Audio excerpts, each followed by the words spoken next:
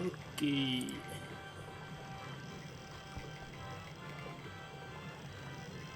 That vine rope could be useful.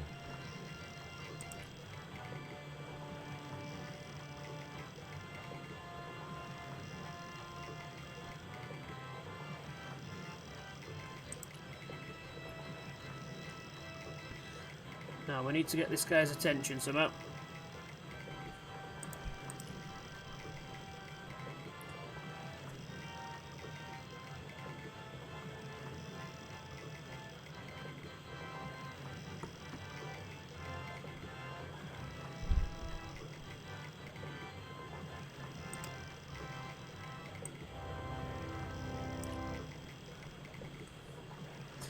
We've got to start a fire.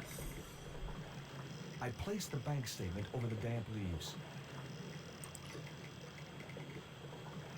And I think you grind this stone on a wheel. Maybe not. It seemed to be working just fine. The iron rim of the water wheel would have torn the skin from my fingers if I touched it. Let's try it on the wheel itself. There we go.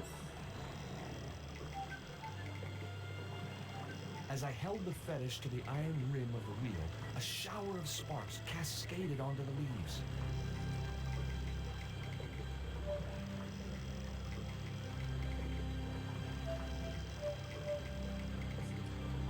Excuse me. Quick, man! Put out that fire! I've got a sick woman up here. Sorry, Father, but I needed to attract your attention.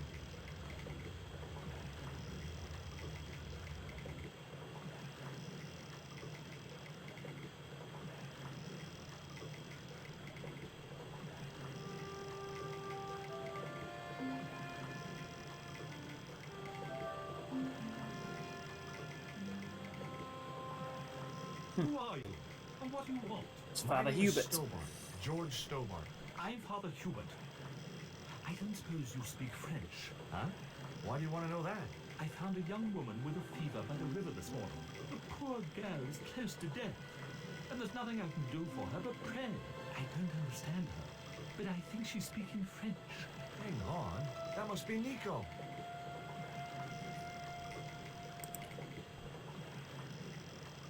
What are you doing out here in the jungle? God's work.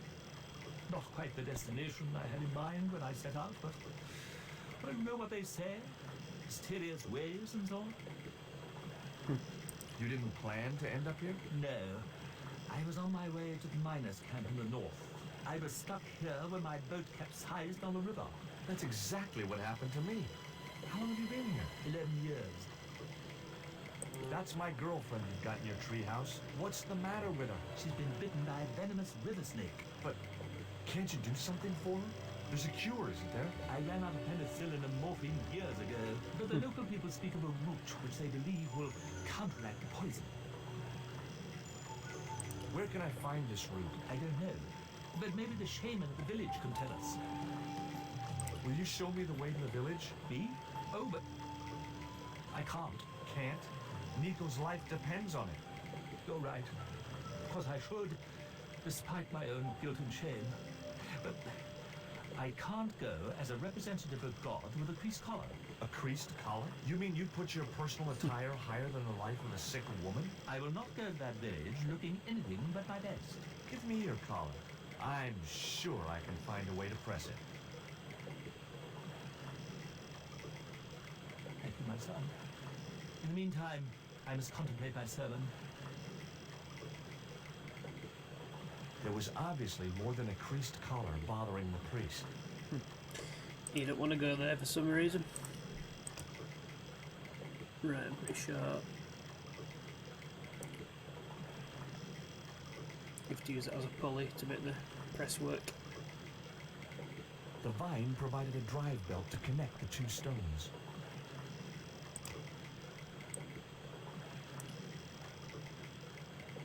So there I was, hundreds of miles from civilization, doing the housework for a priest. It's a strange world.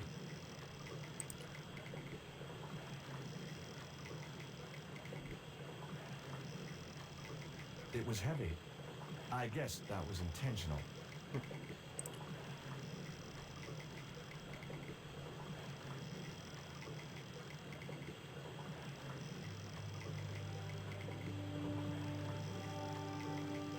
The press worked surprisingly well on the collar. I'll take that.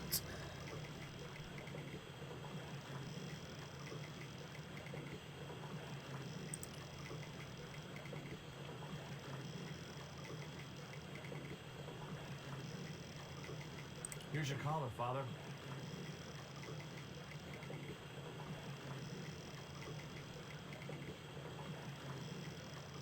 Thank you, George. You probably think it a little odd of me to make such a fuss.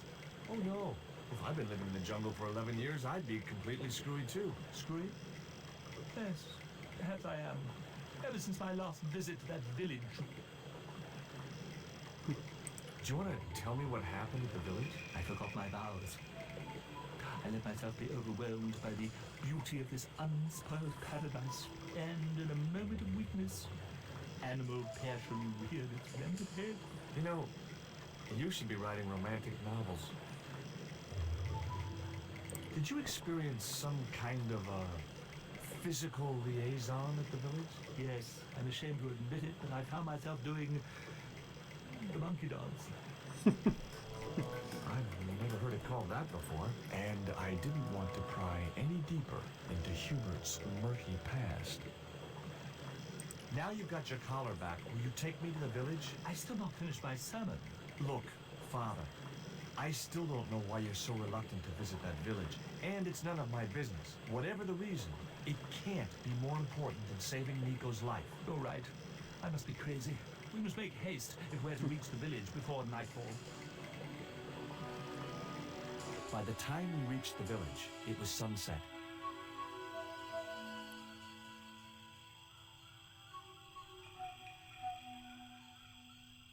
Hello, boys. Glad to see you're still wearing the underpants. What? They're the best Christmas present we ever had, Father. Mine are too tight. Well, we all have our cross to bear.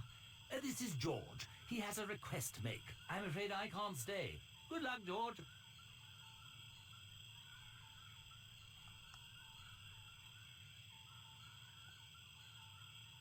That's a relief. I never feel comfortable with him about. Me neither. These damn pants keep riding right up my butt. So, what do you want? My girlfriend has been bitten by a snake. So, everyone in my family has been bitten by snakes. I was bitten by a dormouse once. She's real sick. I hoped your wise man might have medicine. Wise man? You must have the wrong village. Father Hubert said there was a wise man in the village who could help me. Ooh, he must mean the old man, the shaman. Are you going to stand by and let my girlfriend die? Of course not. What do you think we are, savages? We'll start the preparations for a cremation feast. Oh dear. I'd like to see the shaman, please. You can't just go walking in there and demand to speak to the shaman. Why not? You have to observe the protocol. The shaman demands tribute. Tribute? You mean like a gift? That's right. The eternal question. What do you give a man who has everything? Would your wise man have any use for lipstick? Not in that color. Haven't you anything in black? Of course I don't. This cone could have 1,000 uses. Yeah? Like what? A protective helmet? I don't think so.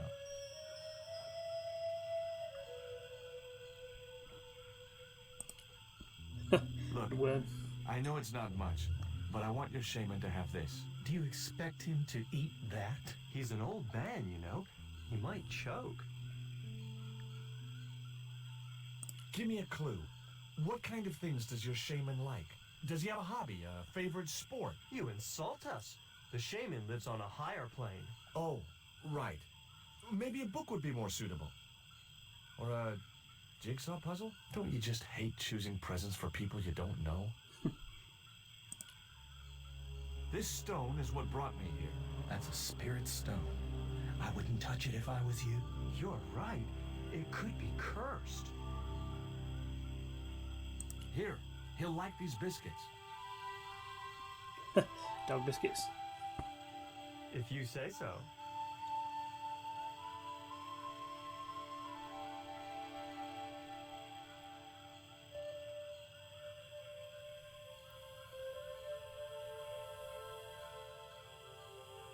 He liked the biscuits, especially the black ones. He wants to know if you've any more.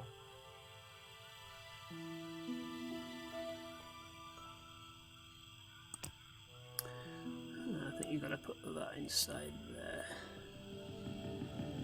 I put the Mayan stone in the empty box.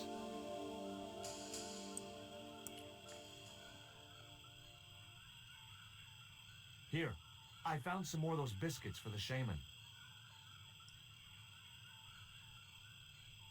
I'll give them to him.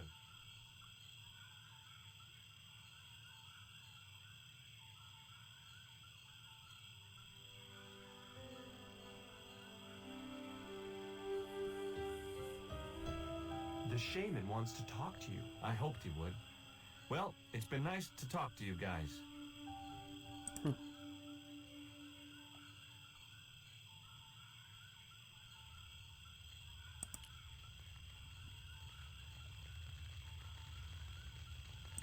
That man wasn't the one I'd come looking for. Hi, my name's George Stobart. Please, sit down.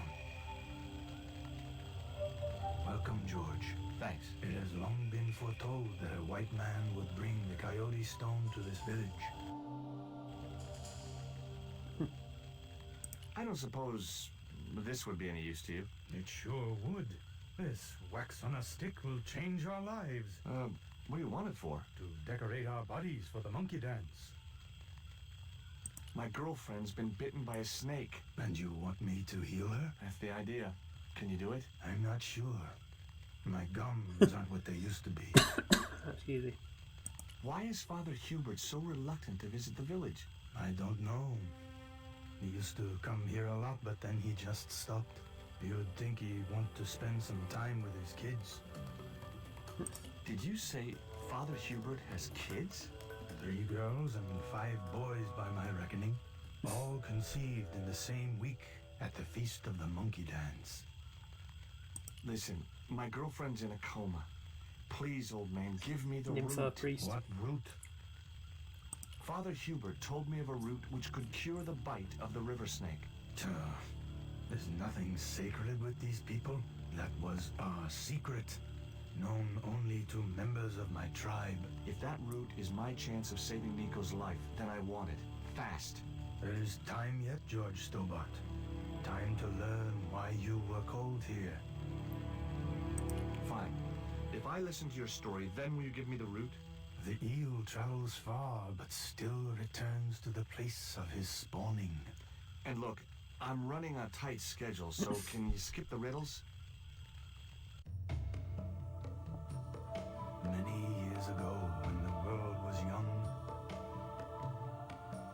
the great god and king Quetzalcoatl was defeated by trickery and deceit. His enemy Tezcatlipoca took his place as leader and demanded terrible human sacrifices. A group of loyal priests found a way to trap Tezcatlipoca. But his powers were so great, they knew he would not remain trapped forever. His time of incarceration would end with the eclipse, which marked the close of the 5th age. So the priests fashioned 3 obsidian stones which contained the power to seal the mirror for all time. But before the stones could be put in place, they were seized by the invading Spanish. But how'd they trap Tez, the evil god? They built a pyramid which they told Tezcatlipoca was dedicated to him. At its center, they fashioned a huge mirror of perfectly smooth obsidian. Luring him into the pyramid with praise and flattery, they used sorcery to ensnare him in the mirror. Suppose I was to believe there was anything in your story, other than the rambling delusions of a seriously wacky old man. Suppose I was to swallow it, hook, line, and kitchen sink. What then? Then you would see that the fate of the human race rests upon your shoulders. Do I get anything to help me combat Tezcatlipoca? Like what? Well, a magical weapon? Get real, George. What happened to the stones? They were taken by the Spanish to the coastal town that is now called Quaramonte City. Only one stone reached Spain. The other two fell into the hands of buccaneers. The Jaguar stone was captured by an English captain, El Draco. The Eagle stone was taken by a pirate called Ketch. The third stone, the Coyote stone, reached Spain safely. That is the stone in your possession. There's an eclipse of the sun due very soon, isn't there? Correct. The eclipse which marks the ending of the Fifth Age will come before the next full moon. Less than 2 weeks. I didn't really believe that Tezcatlipoca would return, but I figured Karzak's plans were in some way connected. Tell me more about the Jaguar stone. Many centuries ago, the port of Quaramonte was entered by a ship flying Spanish colors. The captain, the man known as El Draco, sent soldiers ashore. Only when the soldiers arrested the mayor did the people realize that they were English privateers. The mayor was held hostage while the soldiers looted and plundered the city. Amongst the treasures they stole was the Jaguar stone. Where is the Jaguar stone now? I suppose El Draco took it back to his homeland, across the Great Sea. To England. Tell me more about the Eagle stone. The stone was loaded onto a galleon with many valuable artifacts plundered by the Spanish. But shortly after leaving harbor, a terrible squall blew up and damaged the ship. The ship was intercepted by a bloodthirsty pirate, Captain Ketch. Ketch made short work of overpowering the crew, stealing the treasure, and sinking the Spanish ship. Where's the Eagle stone now? Nobody knows for sure. Ketch retired from piracy and bought an island in the Caribbean. What do I do when I find the stones? Bring them here to me and I shall prepare you. The stones must be taken to the heart of the pyramid. Only there can they be used to seal the gate by which Tezcatlipoca will return to this world. Can you show me the way to the pyramid of Tezcatlipoca? Not until you possess all 3 stones. Now do I get the route? Here, take it. Make haste if you wish to save the girl's life. The hummingbird sings to me of death to come. Now you're talking in riddles again. Listen, is it okay if I crash here? I've got no chance of finding my way through the jungle in the dark. You're welcome, but you probably won't get much sleep. Tonight's the night of the monkey dance.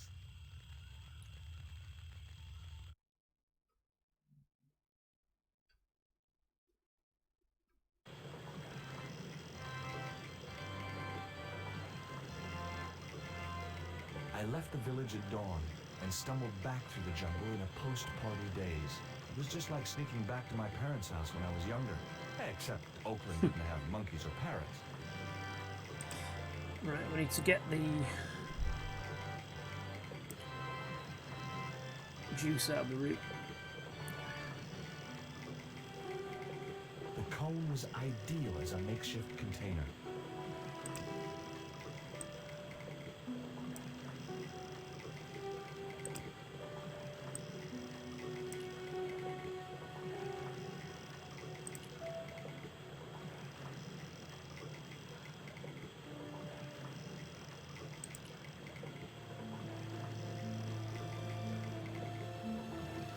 As the liquid was squeezed from the root, it collected in the cone.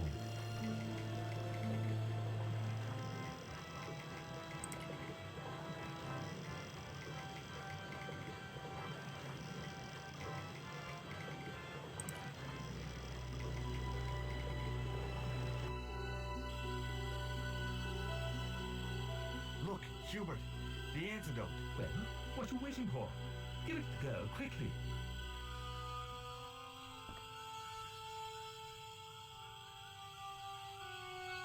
Nice house.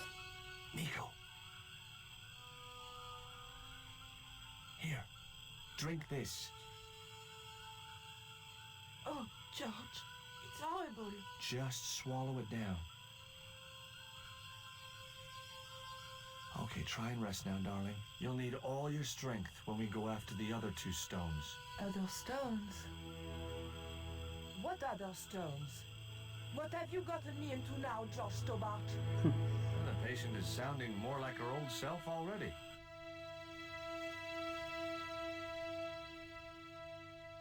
After flying across the Caribbean Sea.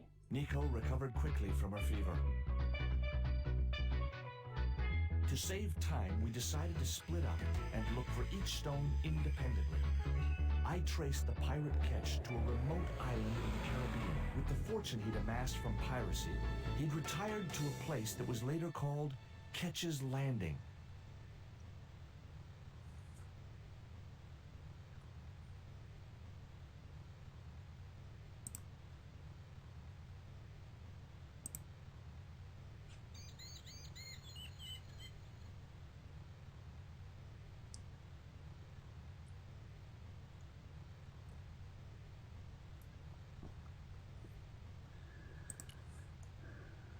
Okay.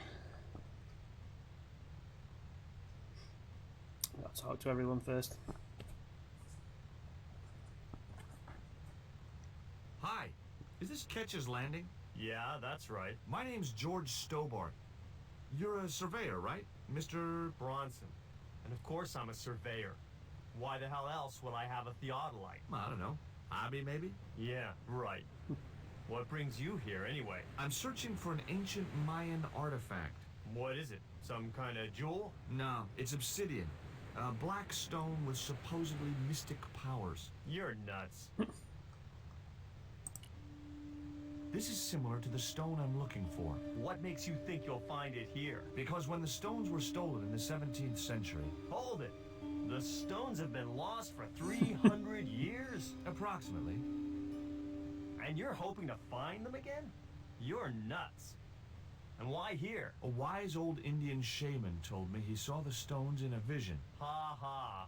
That's rich. Listen, I got work to do, okay? Look at this.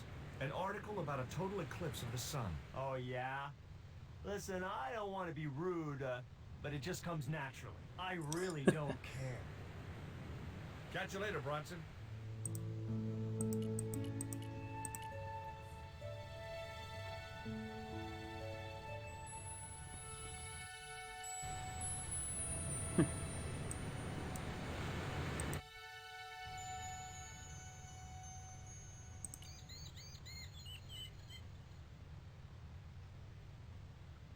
What are you doing with the theodolite? Surveying the old house.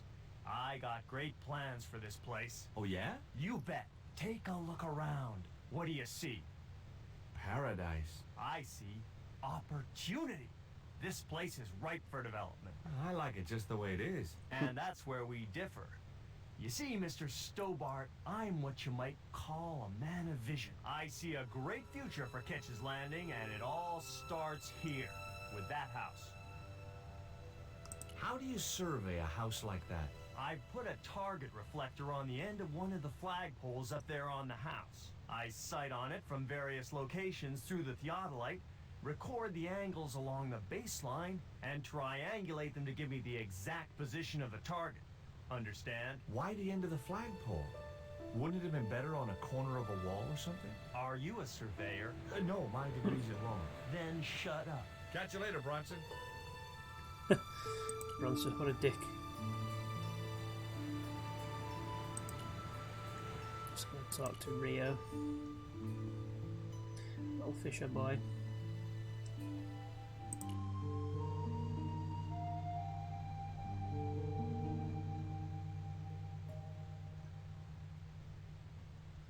You want to buy some fish? Nah, I don't like fish. What's your name? Rio. It means river. What about you? George. It means, well, it's just a name. Is it true that Captain Ketch lived around here? That's right. That's his house up on the hill. It's a museum now. Yeah? That's exactly what I need. Thanks, kid. You won't get inside, you know. The old ladies close it down. What do you know about Captain Ketch? Just what everybody knows around here. He was a pirate and get himself hung. No school today? No, sir. What about your education? I can fish, sail, and swim. I've been looking after myself since I was 6, and I'm bilingual. Aren't you a little overqualified for a beach bum? Well, you know, there's a lot of competition. Who are these old ladies you mentioned? Miss Frost and Miss Mina Ketch. How come the old ladies closed the museum? It's Branson's doing. He have the plans for redeveloping the museum. They kind of regret it, you know. The man's a crook. Do you know anything about pirate treasure? Man, that's all stories. There's no such thing as a real pirate treasure.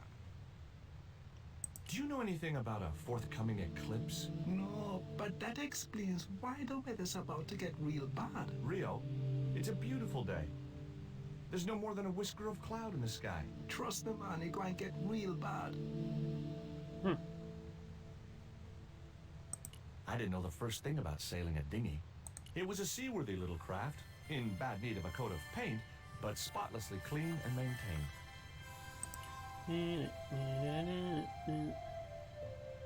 There was nothing else. Alright then. Let's go up and see the balmy old sisters.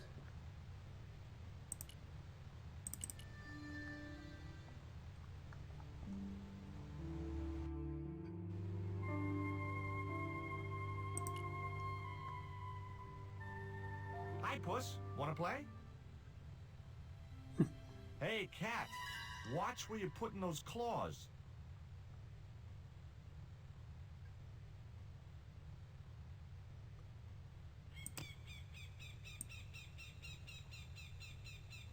It would have been pretty cool to drug the cat, but I didn't have the heart.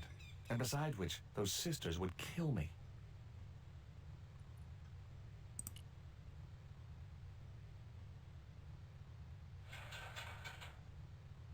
The ladder extended easily.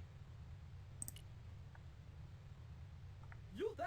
What are you doing? Pardon me, ladies. I was just going to climb your ladder. I'm helping Bronson. Oh, you're not like him, are you? He's very polite, isn't he, Frost? And he has dimples when he smiles.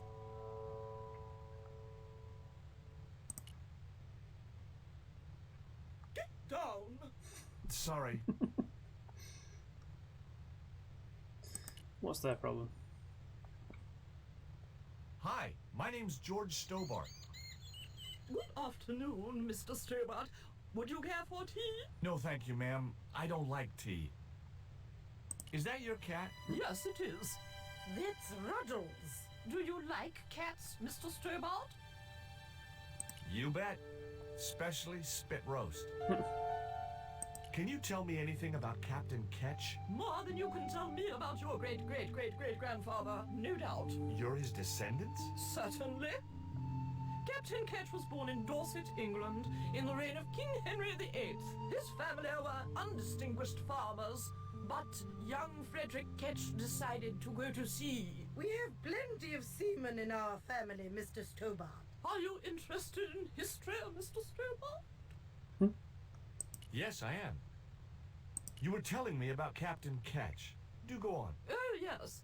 He sailed under Hawkins. Jim Hawkins? John Hawkins, one of the great traders of the Elizabethan age. In 1568, Frederick Ketch was a young man sailing aboard the Jesus, Hawkins' flagship. They sailed from England to Africa and across the wide Atlantic to these islands. Ketch was never to see the shores of England again. How come Ketch never made it home? Because the Spaniards sank the Jesus in an act of treachery. You said Hawkins' fleet traded between Africa and the Indies. What was it they were trading? Black men with no dear. shirts. You have to understand, Mr. Stobart, that this was the 16th century. But that doesn't alter the fact that Hawkins and Ketch were slavers and pirates. Would it surprise you to learn that Hawkins was also a devoutly religious man? He transported slaves in a ship named after Jesus Christ. In my book, that makes him a hypocrite. What happened to Ketch? Was he killed? Oh no, he got away and returned to this island, to this very house. The Frederick Ketch Memorial Museum. Is it true Frederick Ketch was a pirate? Frederick Ketch was emphatically not a pirate. They hanged him, you know. Down there on the beach in front of his family. Didn't bother with a trial. Just whipped him out from his breakfast table and hoisted him up in chains. Well, if he wasn't a pirate, what did they hang him for? Envy. Pure green-eyed envy. He had been a successful privateer, you see, and had accumulated great wealth. As rich as a mink in a paddock. Shut up, Mina. Yes, Frost. The small-minded governor and his lackeys wanted his money, trumped up some ridiculous charge about breaking the conditions of his letter of marque, and hanged him like a common thief. The blackguards! Letter of marque? The document that permitted him to engage and destroy the enemies of the crown. The difference between a lawful privateer and a pirate. Yoo-hoo! Sorry, Frost. Well, why didn't Ketch just say, take a hike, guys, I've got a pirating license? Frederick Ketch was not a pirate! But he did show them his letter of marque. But they destroyed it and hanged him anyway. I've been talking to Rio, the little fisher boy. I'll thank you not to mention that little wretch in my presence. Dirty little whelk. Nasty fishy boy. That will do, Mina. I gather you don't have much time for the little boy. That child is a delinquent, Mr. Stobart.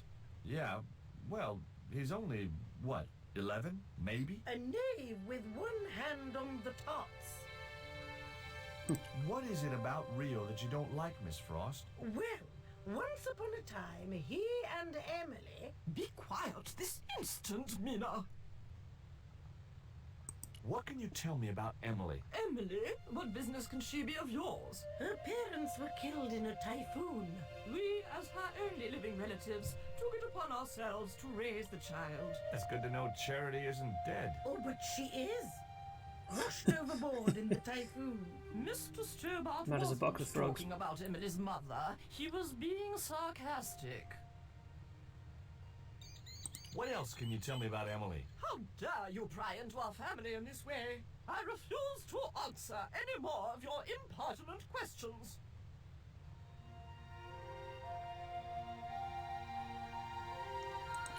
A cute little putty tad. Actually, no. It was a mangy old flea bag. It was busily torturing a red ball. On that ball. I wasn't going to risk further laceration by the cat's claws.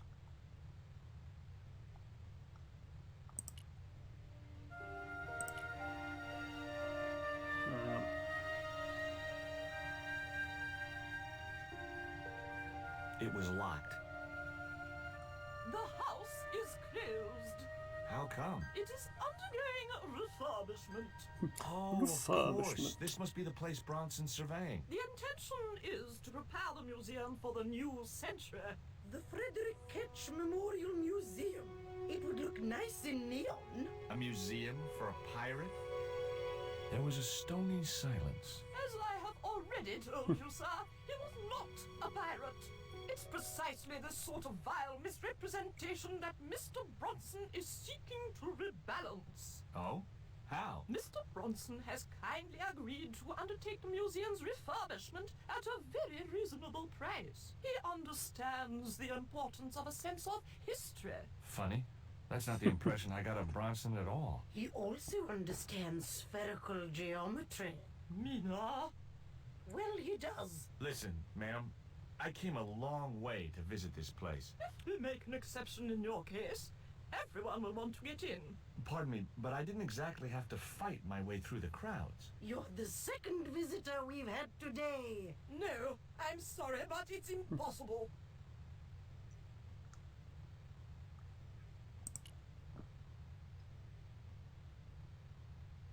You're really fond of that cat, aren't you? He is our companion and our solace. I thought about catnapping the little monster until they let me in, but it wasn't my style. Maybe there was some other way I could use their affection for the cat to get me into the house. Okay, it was time for diversionary tactics. I thought I saw a little girl down on the beach. You must be mistaken. He must be mistaken. Mustn't he, Frost? I'm sure I'm not. A little girl and that young fisher boy. What? It's not possible. What were they doing? Oh, the kinds of things that all little boys and girls get up to at their age. When I was a little girl, we used to play cows and milkmaids. Well betide you if you're lying to us, Mr. Stobart. Heaven help you.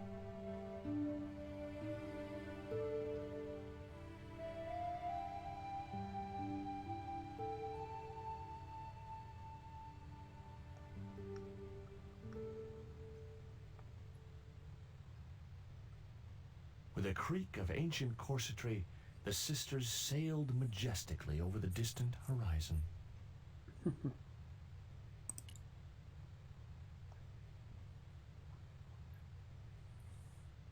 I wasn't going to risk...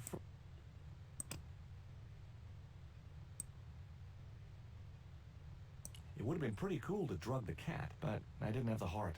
And besides which...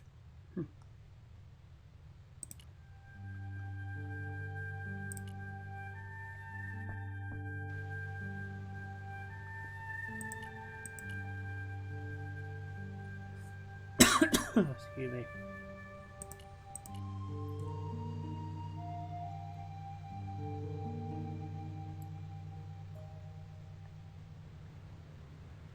I think Bronson is trying to cheat those sweet, vulnerable old ladies. That's a little unfair, isn't it? Okay, he's trying to cheat those seriously demented, poisonous old ladies.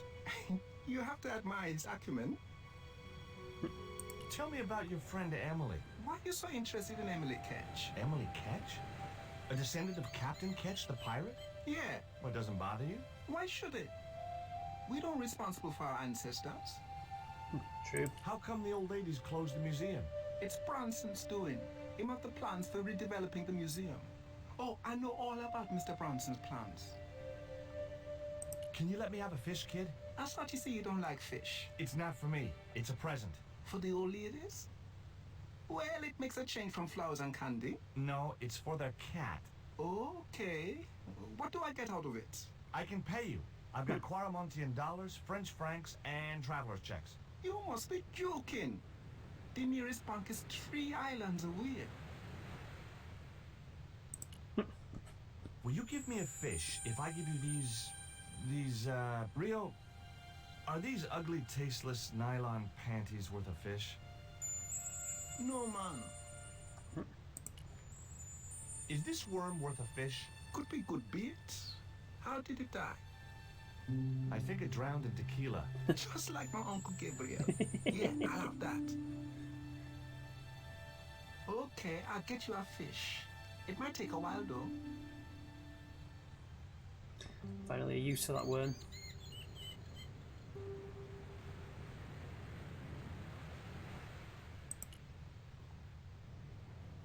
Did you see the weird sisters come by here? Did I? They look madder than usual, so I hide until they're gone by. Just as well. They thought you were playing with Emily. Boy, were they steamed. Emily, you're madder than them. There was nothing else I wanted to ask the boy. Let's see what Bronson's doing while he's getting me a fish.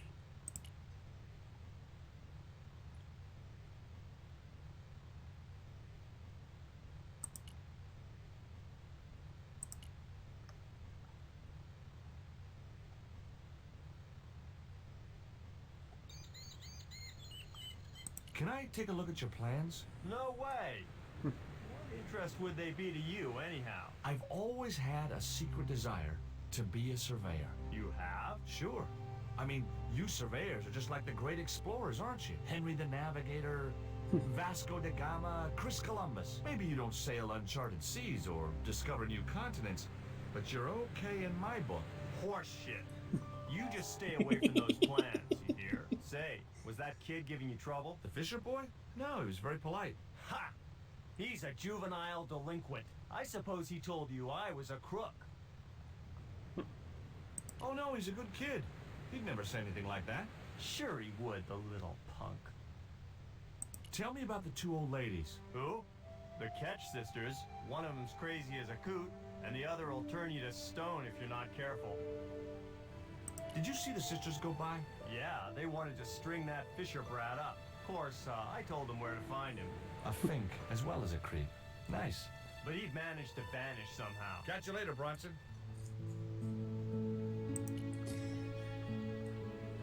See if he's got fish.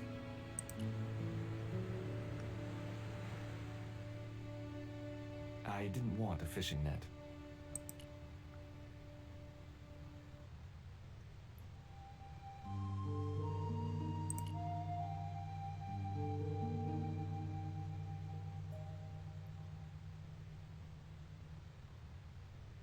No luck with a fish? No, man. They don't want bite. That's cause they know there's a storm brewing. Storm? I don't think so. Hey, I caught a bite. You have? It's a big one. A real big one. Reel him in, Rio. Jeez, it must be a whale or something. Oh dear. Rustiest whale I ever see.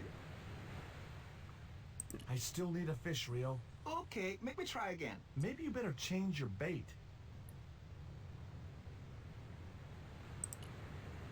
The only serviceable part of the bicycle's wreck was a rubber inner tube. You just never know when you're gonna need stuff like that.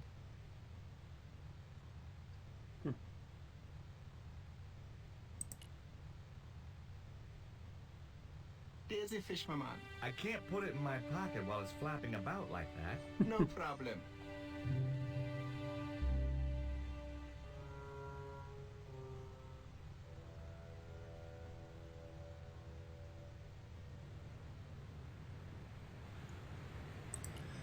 Right, yeah.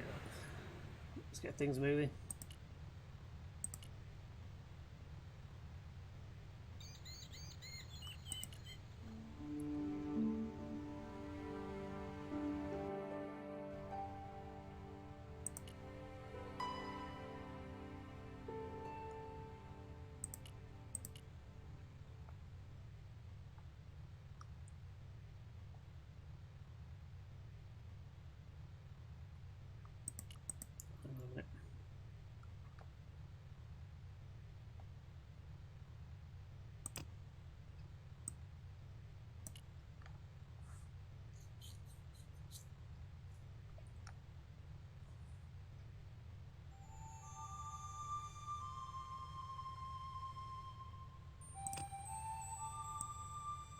I put my lucky lump of coal in the catapult.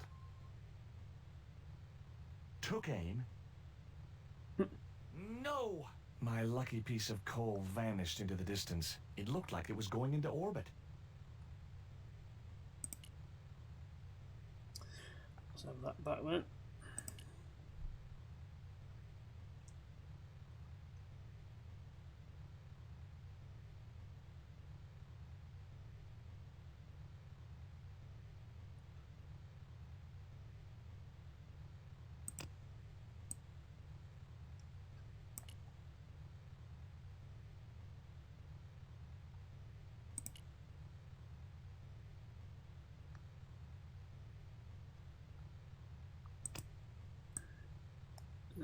Dangle the fish on the end of it. That should get the old cat dancing. I just hoped it didn't give itself a cardiac.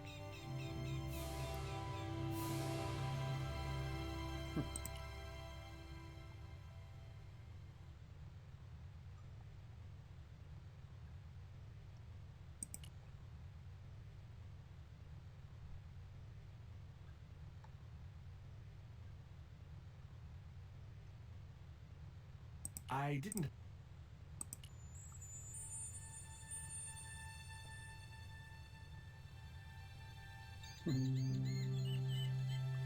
Here you go, puss.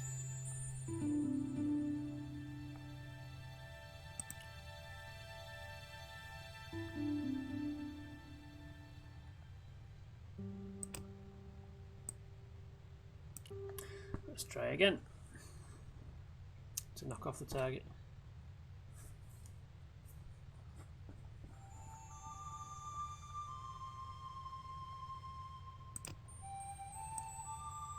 I put the ball in the catapult.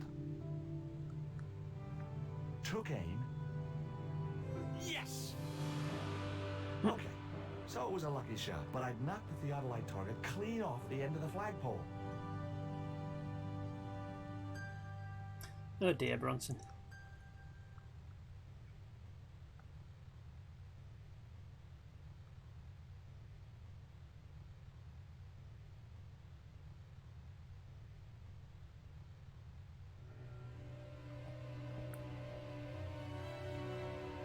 You don't look too happy.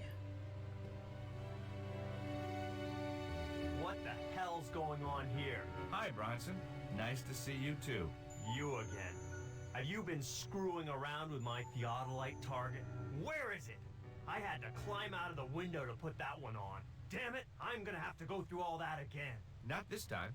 The house is locked up and the sisters aren't here. Hell's teeth! I'll have to put the spare target on the other flagpole. A whole morning's work wasted. I'm gonna fix all this and then I'm gonna fix you, you hear? Yeah? Fine. I'll be waiting.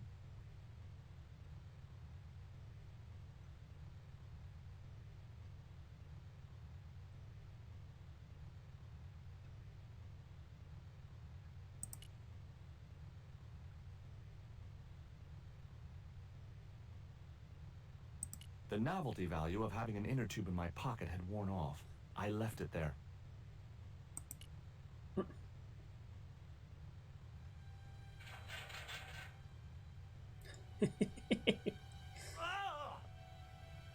What you doing, Bronson? Just hanging around? What you doing, Bronson? Just hanging around? I'm gonna kill you for this, Stobart! Get me down from here! What, so you can kill me? Gee, you talked me out of it, Bronson. I felt a little guilty about leading Bronson up there, but not much, obviously. The marker was a bright, shiny thing, and I have a weakness for bright, shiny things. It wasn't going to be much use without the theodolite, though. I wasn't going to risk further laceration by the cat's claws.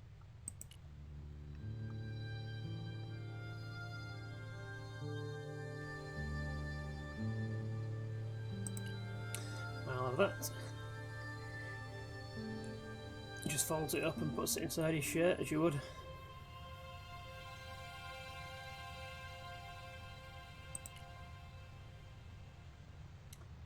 Let's look at these plans. With Bronson out of the way, I could finally get a clear look at the plans. Engineers' drawings didn't mean much to me, but one thing was clear. These plans were for a 5-story, 200-roomed, luxury, pirate-themed hotel. Another stain on the bedspread of paradise.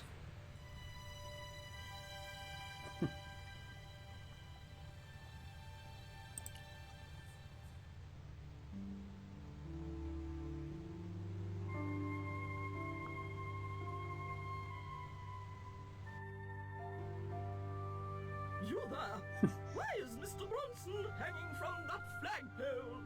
He climbed up there of his own accord. Then help him, you stupid man! Quickly, before he falls!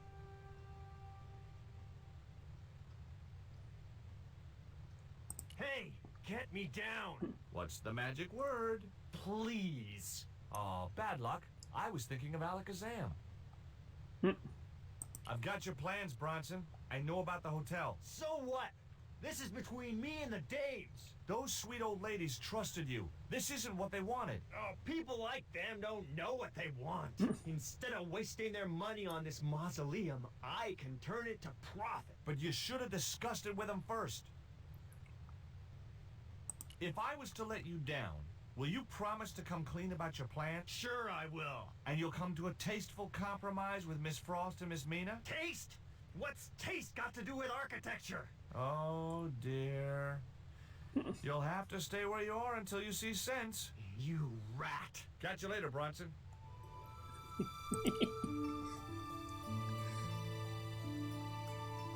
Hi. Could I ask... Never mind that. Help poor Mr. Bronson.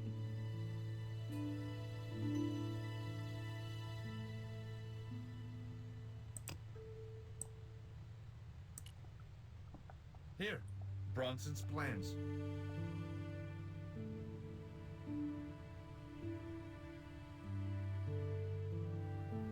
This means nothing to me. She's not wearing her reading glasses. Ah, wait. Yes, I see now. I see it all too clearly. That man is planning to build a huge hotel. Bronson is a confidence trickster. Mina, we have been duped. I'm glad we didn't sign his contract. Oh, I hate tricksters. Especially confident ones. Come, Mina.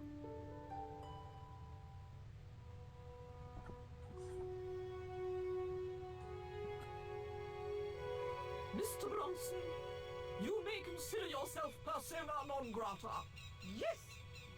Harvey Keenum! Kindly disentangle yourself from our flagpole and eject yourself from our property this very minute. Disentangle!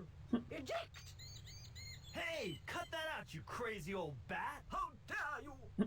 Mina isn't crazy, she's just engagingly eccentric. Yeah, as a bedbug. Ouch! Lovely as this little vista is, I'd be really grateful if you could let me into the museum now. Certainly, young man. We are most grateful to you for exposing this scoundrel. Mina, the lock.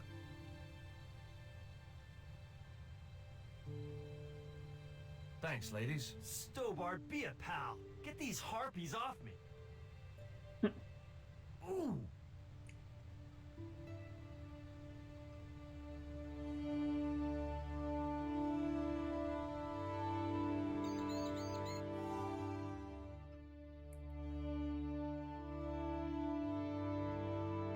Meanwhile, in London. While George was basking in the sun-drenched Caribbean, I went to London. It was a long shot, but I thought I'd start my search for the Jaguar stone at the British Museum.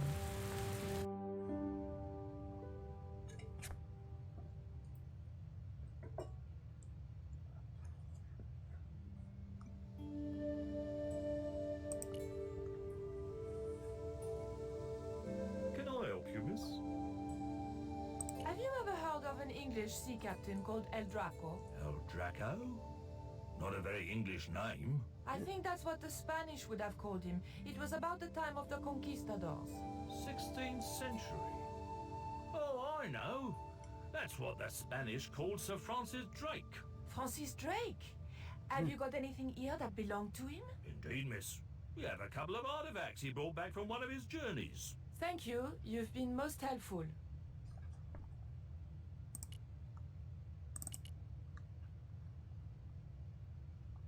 It was a small, flat square of polished obsidian.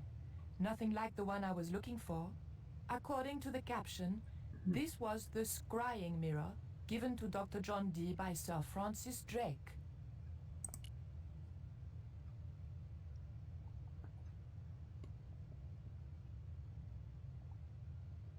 The cabinet was locked. The cabinet contained a dagger decorated with Mayan designs.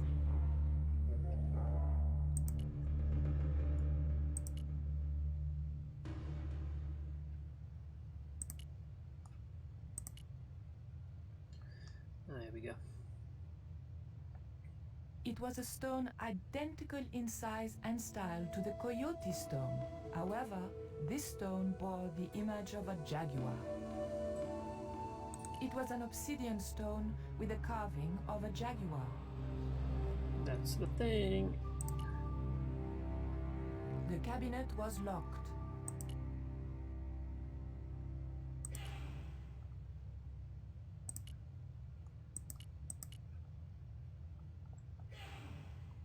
What can you tell me about the scrying mirror? Ah, that belonged to the alchemist and part-time Elizabethan spy, Dr. John Dee. It was brought back from the New World by Sir Francis Drake and presented to him. It's Mayan, you know. Hey guys, no, it's not a speedrun, it's just a It's rather like a casual crystal ball, playthrough. and you can't see anything in it. Apparently, he had a partner who used it to talk with angels. If you ask me, you were barking mad. It didn't look anything like the Coyote stone. This one was like a little But I black pretty much shading know what to mirror. do, Is so the it's not scrying like mirror the only piece of obsidian it's not like it'll take that hours and hours and hours. I think you should ask. There's another called the Jaguar Stone. Dee never liked it though. Said there were angels in the mirror, but devils in that stone. Can I take a closer look at this mirror, please? No, you cannot. That's why the cabinet is locked. They tried some newfangled interactive scheme. And you can guess what happened. Bloody kids ran off with half the exhibits. Hands-on experience, my foot. In my days, it was hands off, I ask you. What do kids know about ancient Mayan civilization? Nothing. Can you tell me something about the Jaguar stone? Certainly, miss. The so-called Jaguar stone was brought back from the Americas by Sir Francis Drake and presented, Typical with, Cockney as you Englishman. already know, the more famous scrying mirror to John Dee. The old loony didn't like the stone, though. Reckoned it was tainted by the devil. Come along, miss. I'll show you the mirror. I've already... Oh, never mind. There. John Expect a visit from Dee's Ubi here famous soon. scrying mirror, given to him by Francis Drake. Do you know if this mirror has any relevance to Tezcatlipoca? Who? Tislek... I can't even say it. Ah, there's someone here who'll be able to help you better than me.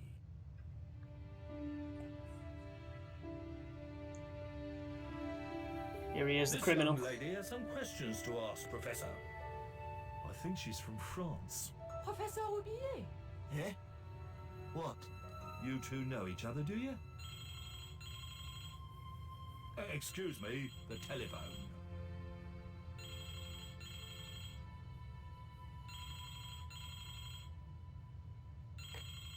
We meet again. Mademoiselle, France, eh? Yes, I believe that's where you live, Professor. I have a house there, on the outskirts of Paris, but I haven't been back for many months.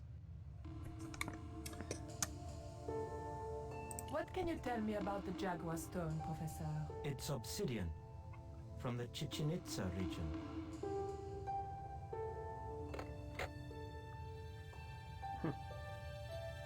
He's nabbed it.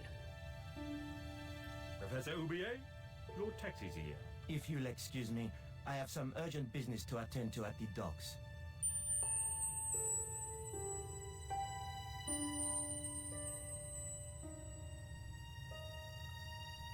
Can you answer me some questions about the Jaguar stone? Certainly, miss. If you just step this way.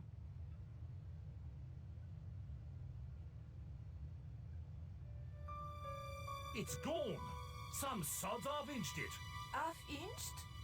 Stolen it, miss. Never mind. The silent alarm will have been tripped. I'm afraid nobody can leave until our crack security team gets here. How long will that take? Could be a while. I think it's their tea break. The thief could be miles away by then. Don't you worry about that, miss. Just don't try to leave. It was too much of a coincidence that Oubier showed up and the stone promptly disappeared. I didn't have time for their crack security team to finish their tea. I had to get after him. Of course. I'll have that key.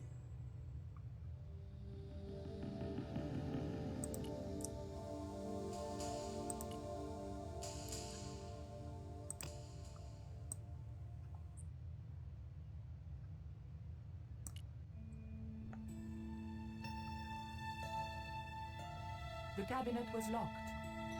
Yep, that's why I told you to use the key. The key unlocked the case.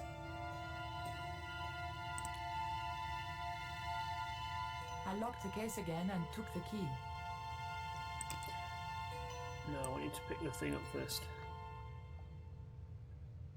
The key unlocked the case.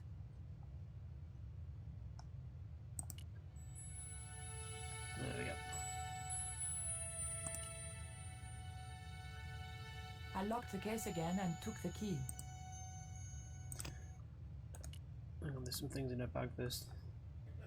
There was nothing very useful in my bag. Just a 127.32. To be honest, I don't know what would constitute a good time because I've never really timed it.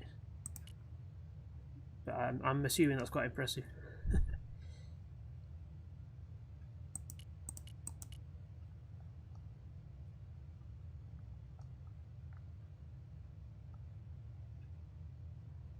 Excuse me, miss.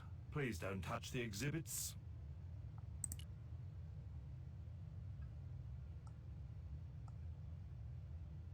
I didn't steal the stone. I was nowhere near it. So who do you suppose did steal it? It Professor. must have been Oublié. Huh. Begging your pardon, but he's a man of letters. A professor. So was Moriarty. Man of letters or not, he's your culprit. Take a look at this. That pinch from the museum. What are you doing with that? Just looking. What was it used for? It's a sacrificial dagger, and I'd feel a lot happier if you put it down. I didn't think the museum attendant would be interested in a hair grip. Not even a cute one like this. Nah, not me. Look at this. The thief left this key in the cabinet. Oh dear. Oh dear, oh dear, oh dear. That makes the theft an inside job, right? Oh dear. In other words, the thief was Professor Oublié. Well, let's leave that for the police to decide, shall we? I better phone them right away.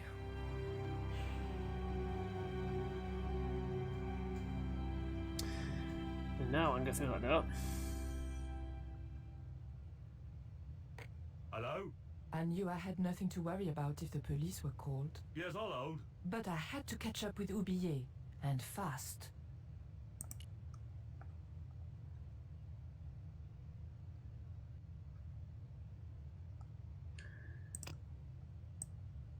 I wasn't going to leave until I knew where Oublié had gone. Oh, fair enough.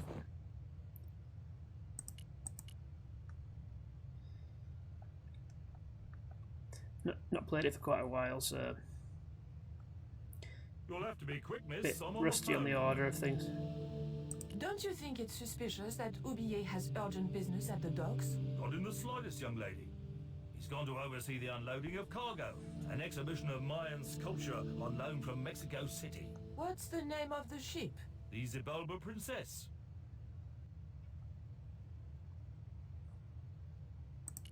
I take it she knows where he's gone now. You'll have to be quick, miss. I'm on the phone. There was nothing. Should be alright now.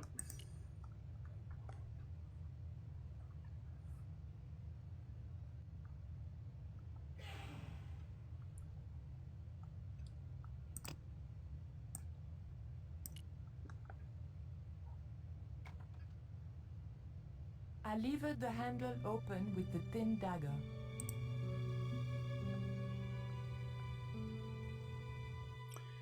Disappear into the night.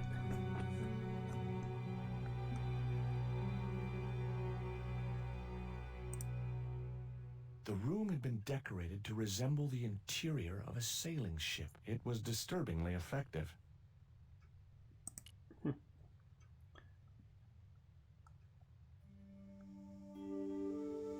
That might come in useful in ticklish situations.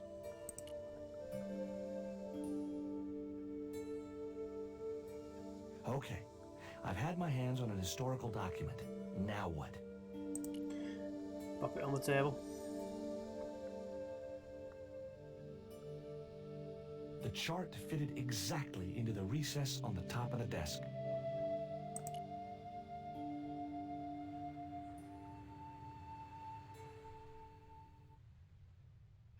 Hard a port, bosun. Aye, aye, Captain Stobart. She cannot take it, Captain. The lad's dead. Abandoned ship.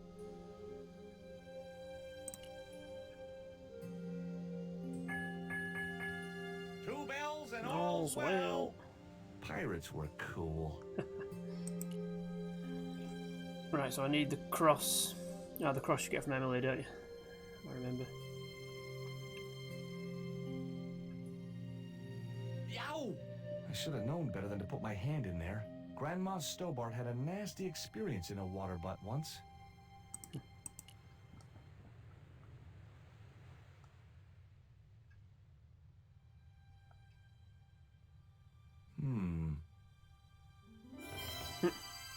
Surprise!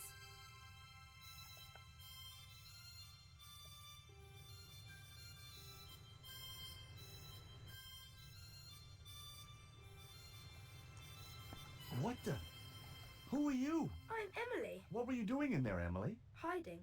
What are you doing here? Grown-up stuff. Grown-ups? Annoying kid. I'm never gonna grow up, I'm not. You shouldn't be here. What's your name? I'm George. Pleased to meet you, Jaws. George. Jaws? Jeez. Make your mind up. What can you tell me about Captain Ketch? That's him on the wall, in the picture. Yeah? Boy, that's interesting. He was a sailor captain. This is his house. Why don't you go play with Rio? I'm not allowed. How come? Because Aunt Frost says I'm not allowed out of the house. That's why, Mr. Nosy Beak. Too bad. Why don't you ask your other aunt if you can play with Rio? Aunt Mina's cuckoo.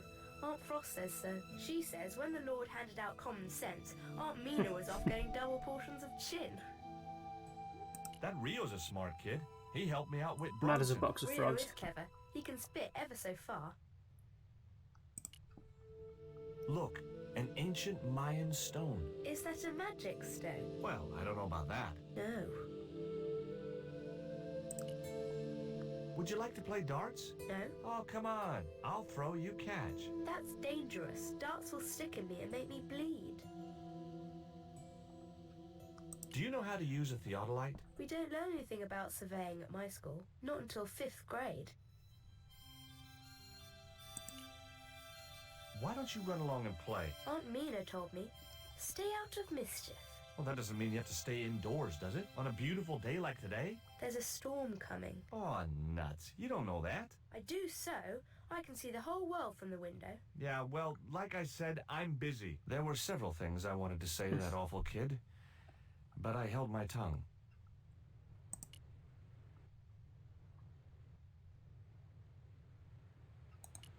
The little girl had cute freckles, cute little nose, and the eyes of a KGB interrogator. Around her neck was a large cross on a chain. Fine, as long as she didn't try to convert me. There were several. Oh, man.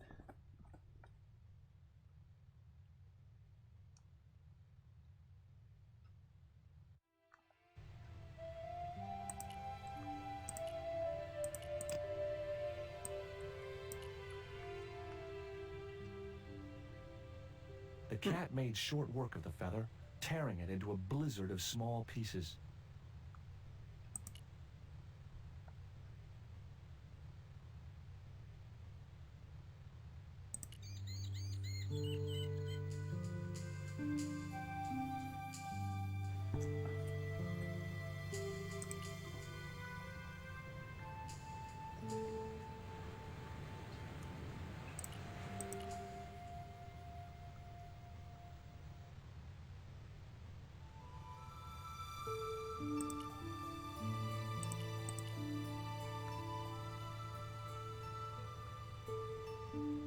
I couldn't see why Rio would want the shredded quill.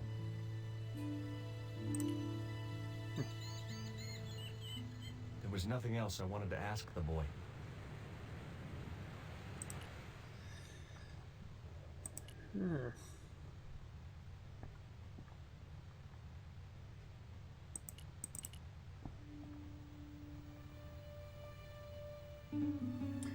Ah, that's it. Got to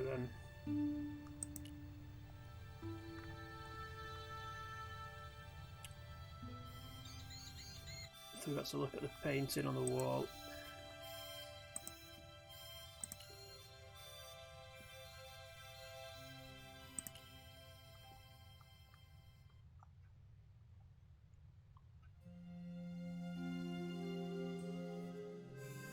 Captain Frederick Ketch, 1570. Around his neck was a cross.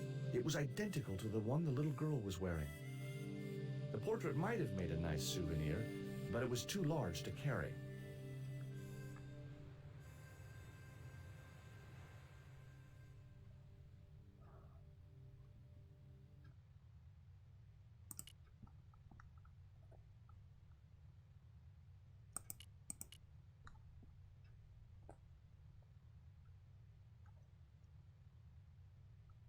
That cross you're wearing, Emily? It's my lucky Jesus cross. It's just like the one Captain Ketch wore. Uh-huh.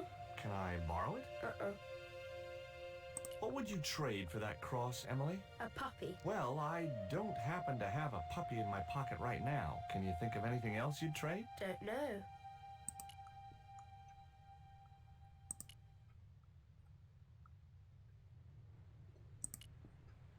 Oh, the lamp is, so that's it. Holding that lantern, I felt kinda biblical. Like Jesus or Florence Nightingale.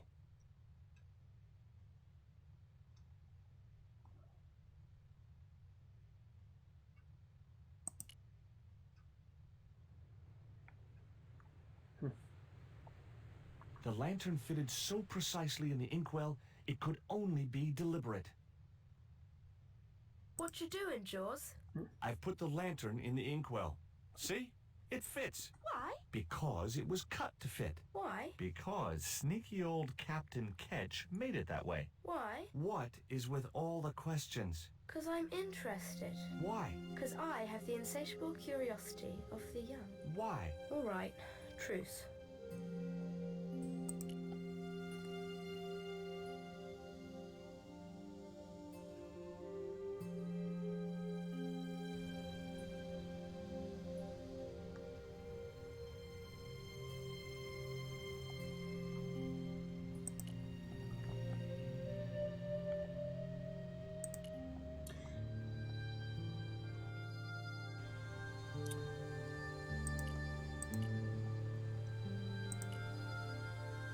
I think now I can talk to him.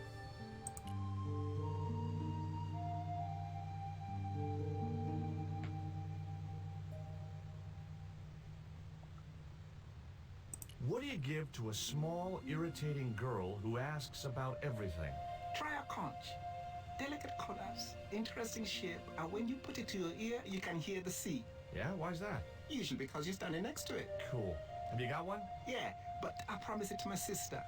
She well vexed with me.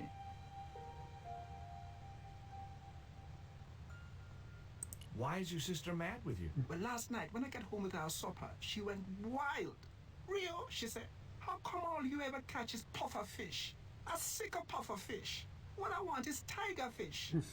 So don't bother come back home till you catch one, boy. I don't see how I'm gonna catch no tiger fish. All I have is a fishing pole and a worm. What do you need to catch a tiger fish? One of them real fancy flies like the rich fishermen use. Hey, this is just what you need to make a fly. Thanks. Let's hope them tiger fish hungry. A deal's a deal. Here's a conch.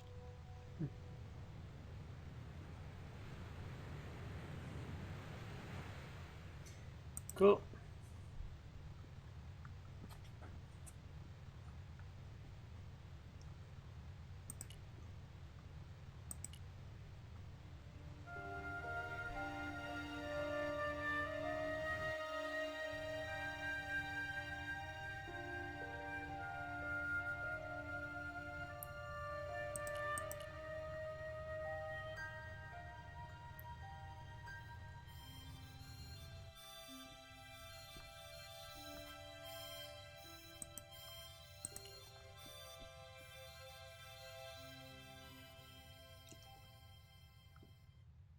Here, I've got a conch. Would you like it? Dunno. Aunt Frost told me never to take presents from strange men. I'm not a strange man. Then why are you called Jaws? Jaws? That's a stupid name. I'm not called... Look, conch, pretty. Swap for the cross, yes or no? Right, this thing's going out the window. Okay, we'll do swapsies.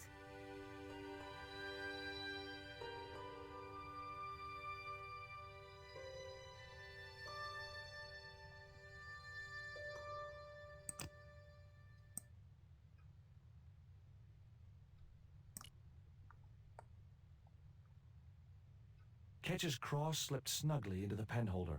What you doing now, Jaws? Knock it off, will ya? There's something you want to know. I don't buy cute or lost puppy. I've put your cross in this little hole in the desk. Why? Impulse mainly, with a dash of irrational intuition. Silly. Only women have intuition. The lantern cast a strong light over the desktop. The light cast a shadow of the cross. And the shadow fell precisely over a small, unnamed island shaped like a skull.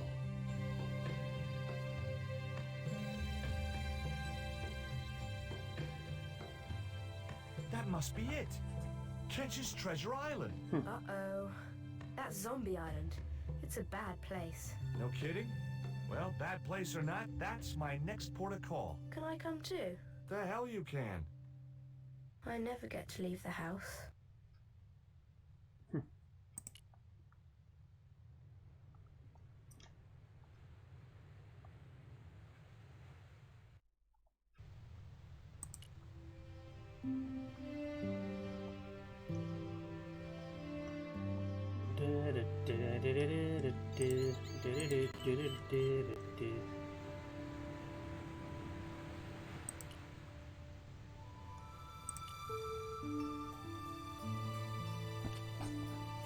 There was nothing else on the bicycle wreck I could use.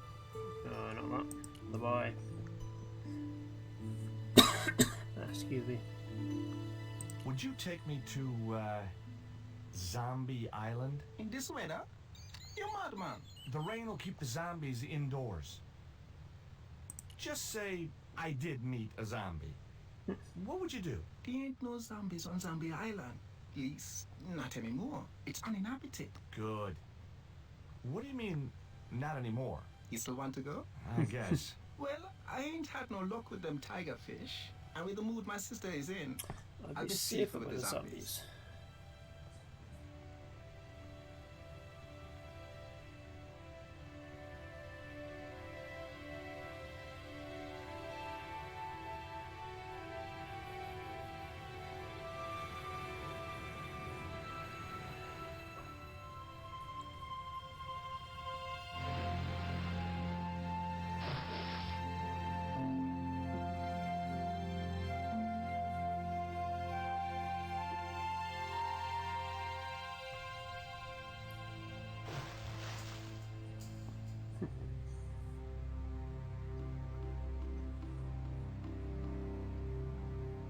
So, this was Zombie Island. Somehow I'd been expecting something more sinister. Come on, Rio. Let's find that treasure. No, thanks. I'm staying right here. Oh, come on. You said yourself there's no zombies left. Yeah, but that was while there was a big pile of seawater between me and this place. All me have now is this little bit between the boat and the shore, and I'm hanging on to it. Yeah, Rio. No, it can't be. But it was. My lucky piece of coal. Rio, how far away is Ketch's Landing from here? Best part of 10 miles. Why? 10 miles? That catapult must have been a lot more powerful than I thought.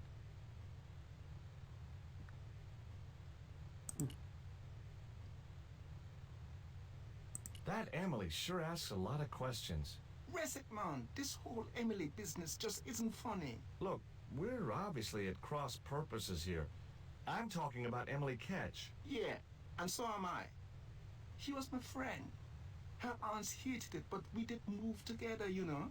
She used to be real keen at hide and seek. It could take hours to find her.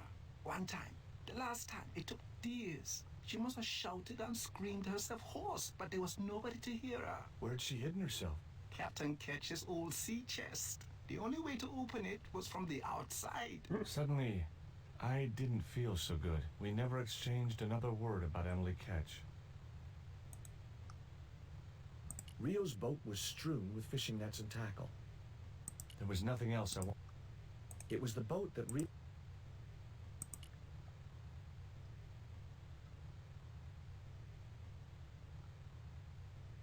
It was too high. I couldn't get up there.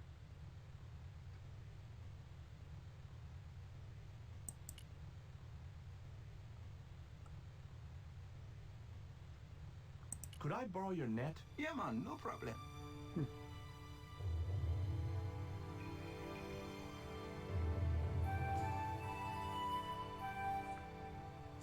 If you planning on catching some fish? Nope. I'm after a big rock.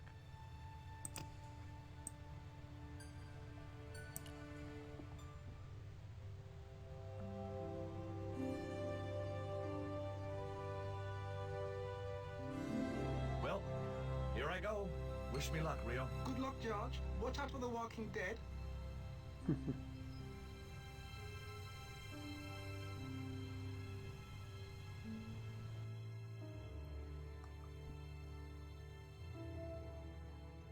I stumbled down dark stairwells for what seemed like forever, until suddenly I found myself, wow, in an abandoned London Underground station. This place must have been closed down decades ago.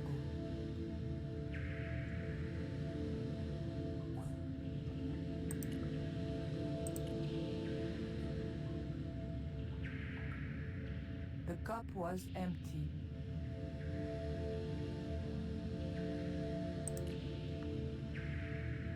The machine looked like it had sold its last ticket a long time ago. The tray was empty. The cup was empty. The slot was much too thin for my fingers.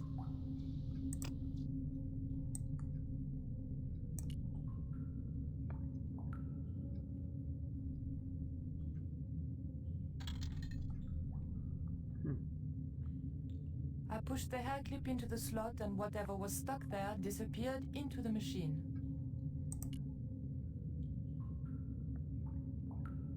I pulled out an old English penny.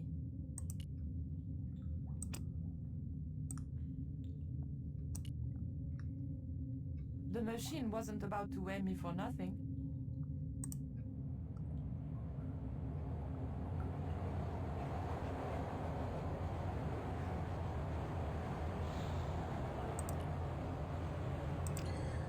Which is why I got the coin.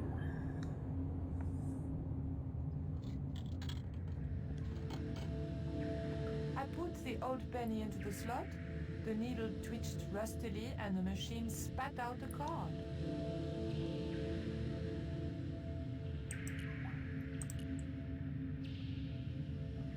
A latch lock stopped me getting into the cupboard.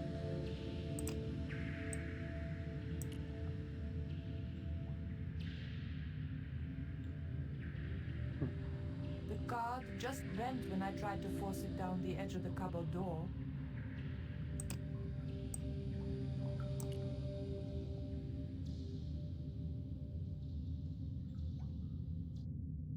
The blade of the dagger just fitted between the door and the soft wood frame.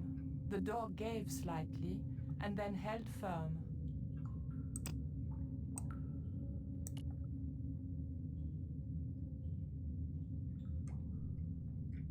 I remembered my student days when I regularly forgot my house keys. A wiggle with the thick cord between the frame and the lock, and the latch lifted. If I closed the cupboard,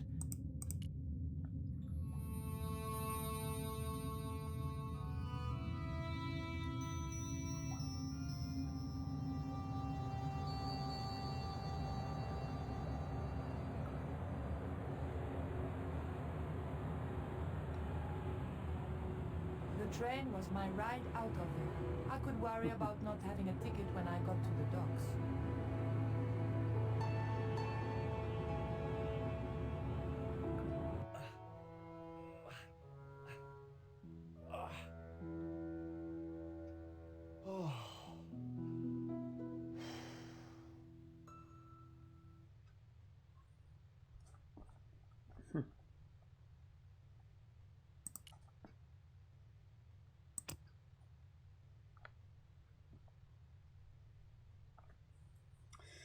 The old puzzle forest.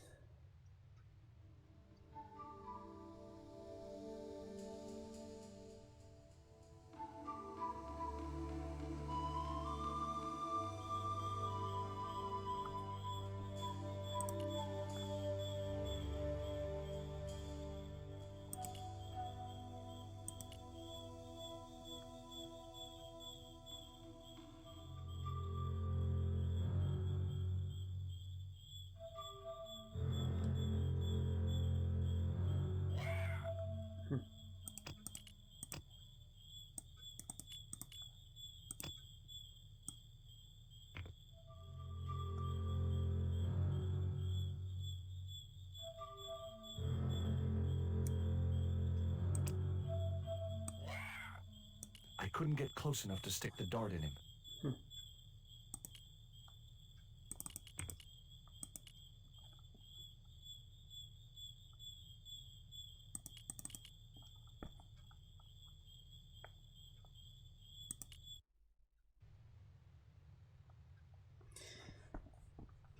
It's quite a maze, this forest. I can't remember the exact way, so I'll have to wing it.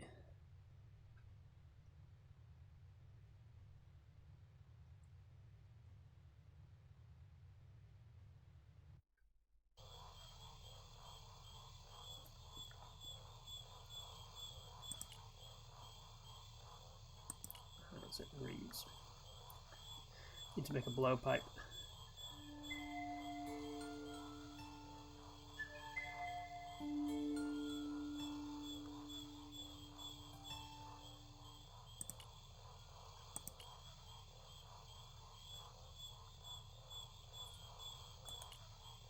It was a stagnant swamp. Nothing, I mean nothing, would possess me to step into that swamp.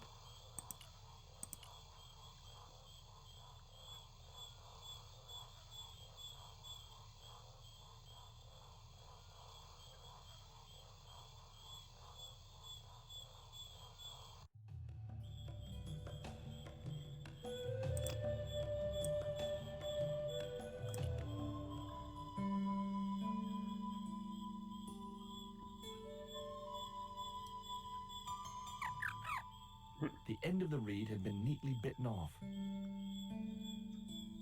Now I knew what was living in there. A long-toothed, snarling, furry wild thing.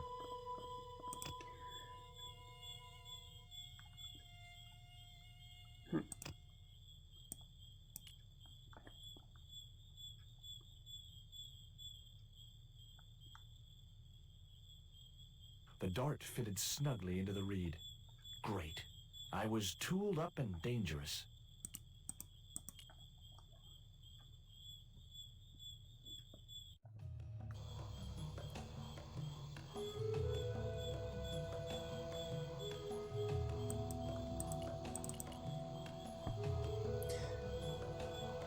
Now I can dart that ball.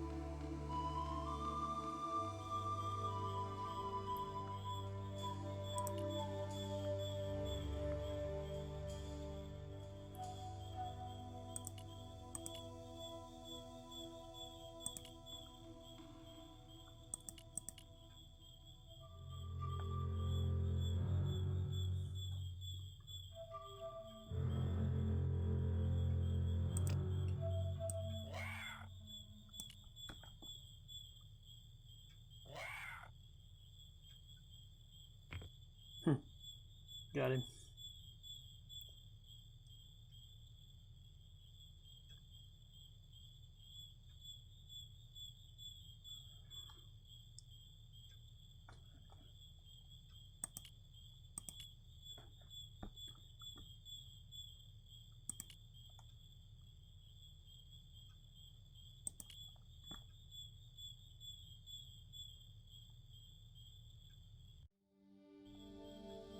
There we go, that's what I need.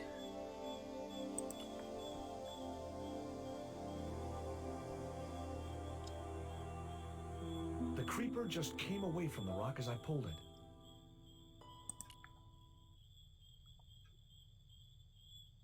The creeper didn't look like it would hold my weight.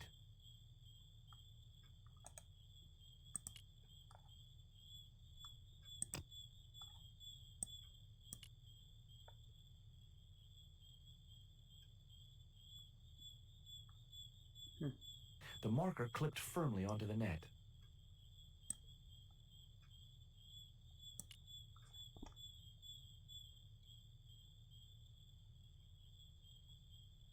Great.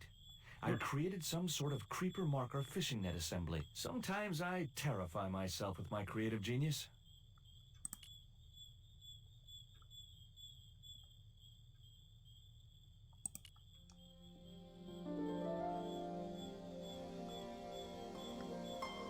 I'd successfully got the marker into a position near the top of the needle simply by using the kind of lateral thinking that can get you institutionalized. Right then.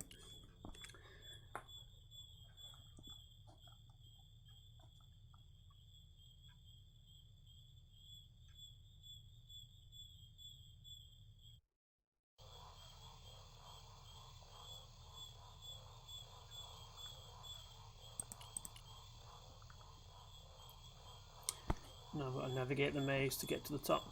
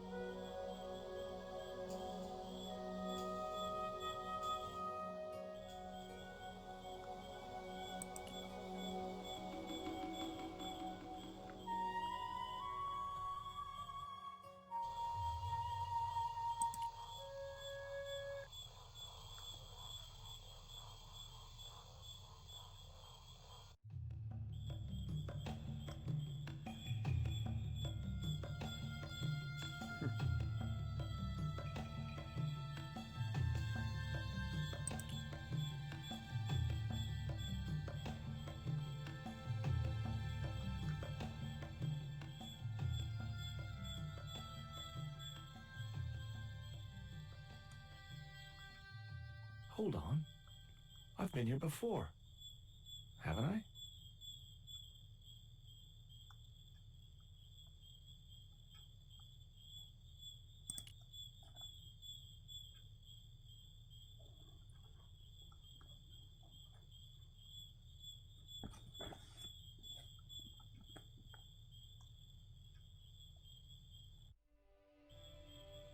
Here we go.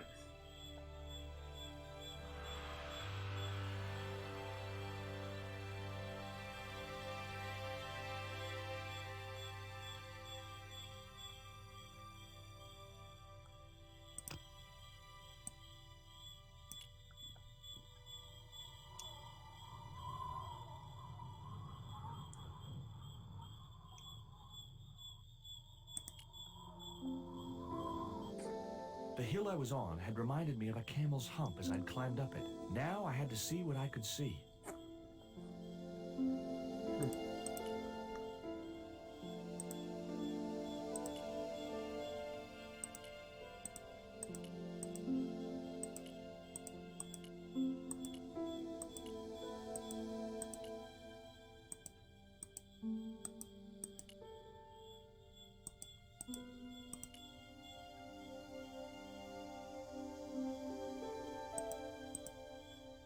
It was the marker which I had raised up the needle of rock. I could see the marker I had fastened on the rock down in the forest, and right in line with it, that had to be where Ketch had hidden his treasure.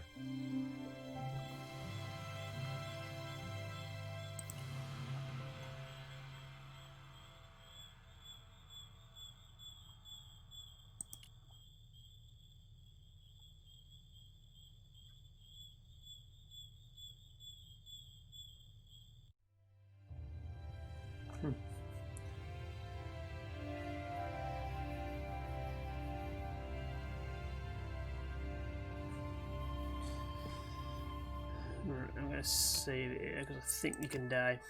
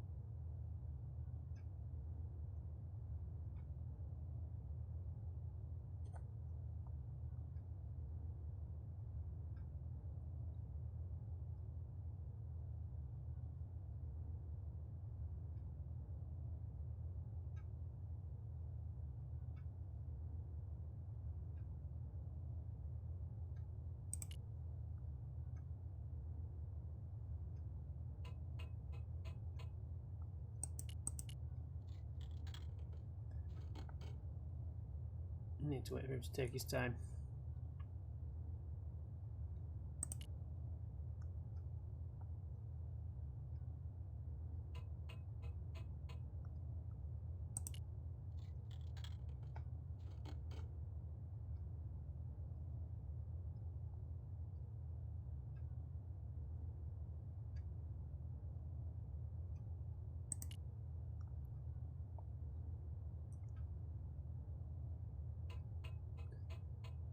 That's the one.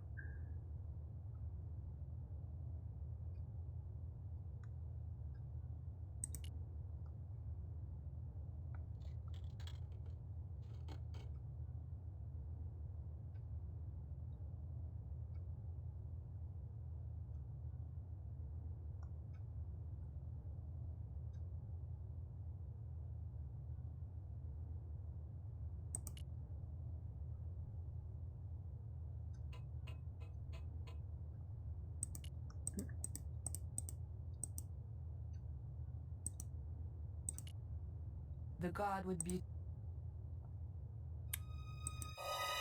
Hey there. I told you to shut the door, not pick the mop up.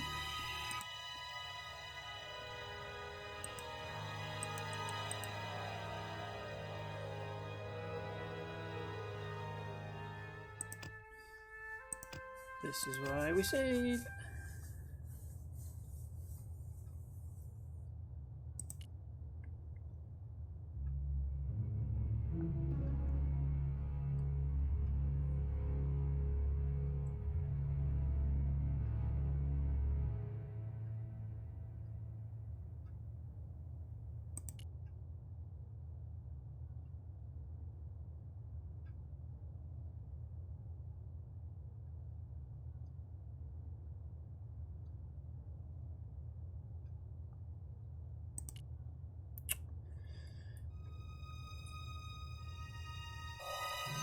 Yep, I know.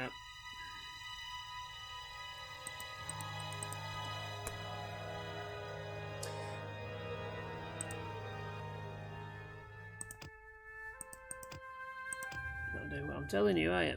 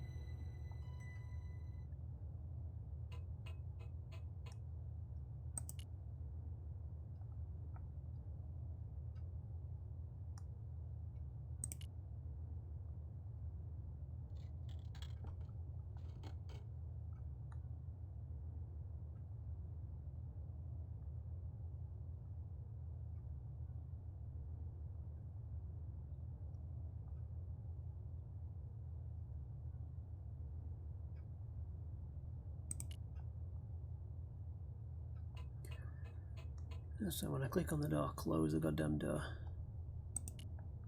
That's it.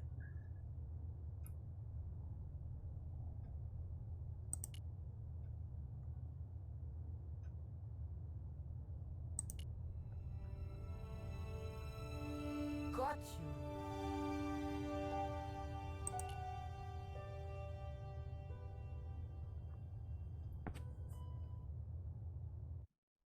But the collar woman was there. They'll know it was me. But you have the stone. The right stone, you're sure? Yes, of course, it's the Jaguar stone. No possible mistake. Here it is. Karzak, please. The police will be looking for me soon. You're going to get me out of the country, aren't you? Stop your whining, Ubier. Do you have any idea what this stone symbolizes? I thought you just wanted it to frighten the natives. Fool. I intend to cast this stone into the sea. But why? It's unique. Exactly. With it gone, the Mayan priest's plan to destroy Tezcatlipoca cannot succeed. I can assure you that Tezcatlipoca is a mythical figure. Such a small mind you live in. Tezcatlipoca is real. I have seen him in my dreams. We have spoken of his plans for this world. We have spoken of your part in these plans. My part? He told me you would be useful. He told me how to crush your spirit by turning you to drugs. My wife died. You know that full well. She was my world, my everything. And now, you are no longer useful. She called out your name as she died, you know? What? What are you saying? And then they thought you'd done it. It all worked perfectly. You? It was you? You bastard! You monster! For the love of God, Karzak! Which one? He's a nice man.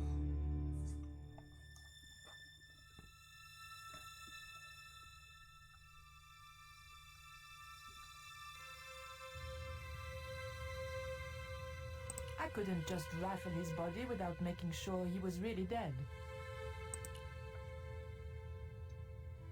There were no signs of life, but I checked that Oublié really was beyond help.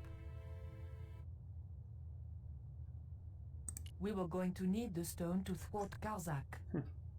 I knew Oublié would have approved.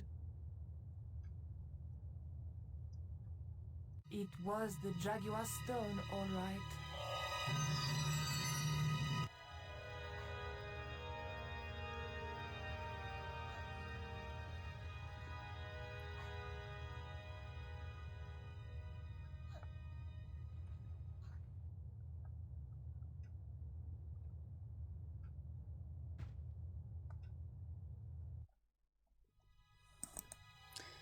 Oh yeah. Totally forgot there. I have to yeah,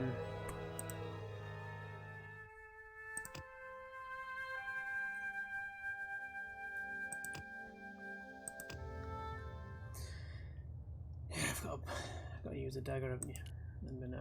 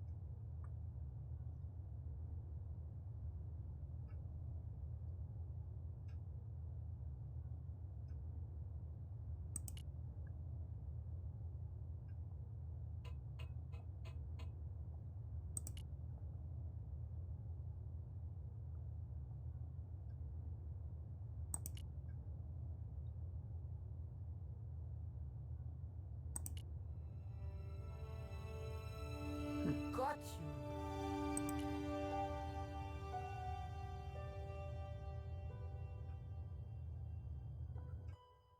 But the collar woman was there. But you have the... Yes, Already seen this, haven't we? Karzak. Stop your... I thought... Fool. But why? Exactly. I can Such a... I have seen... We have spoken. My pa... He told me. My what? And now... She called out... What? And then the... You? For the love... Which one?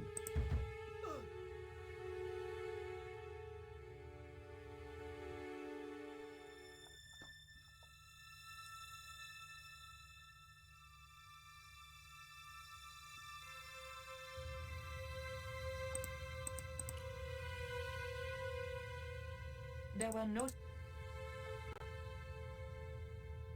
We were going...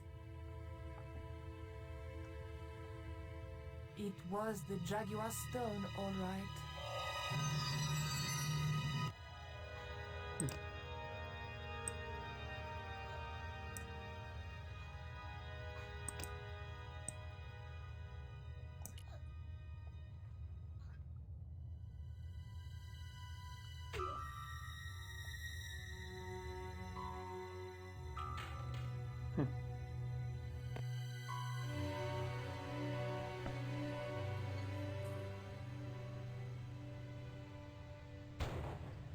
Pirates?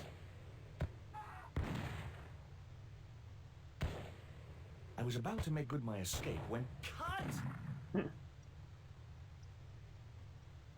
Who the hell are you? I can explain everything. Don't bother.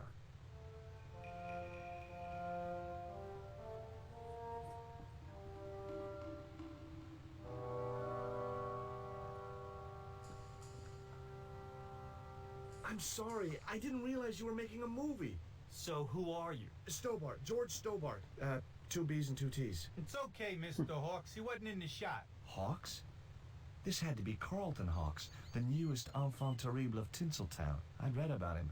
Mailroom boy makes good. Nice to know it was still possible to get to be a director armed with only an encyclopedic knowledge of postal charges. Stay out of the way, surfer boy.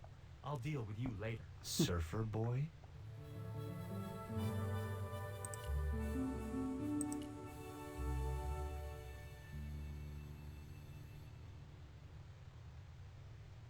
The bun was so stale it felt like a small rock.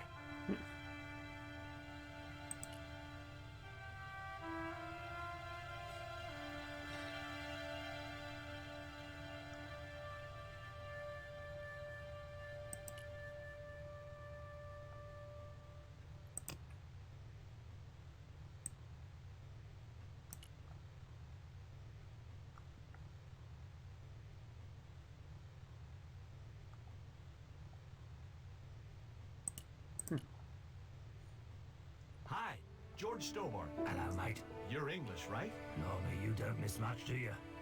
Bert Savage, have you seen what the caterers laid on today? Buns and pancakes. That's awful. It's an improvement on yesterday. The buns are stale, but the pancakes are bloody lovely.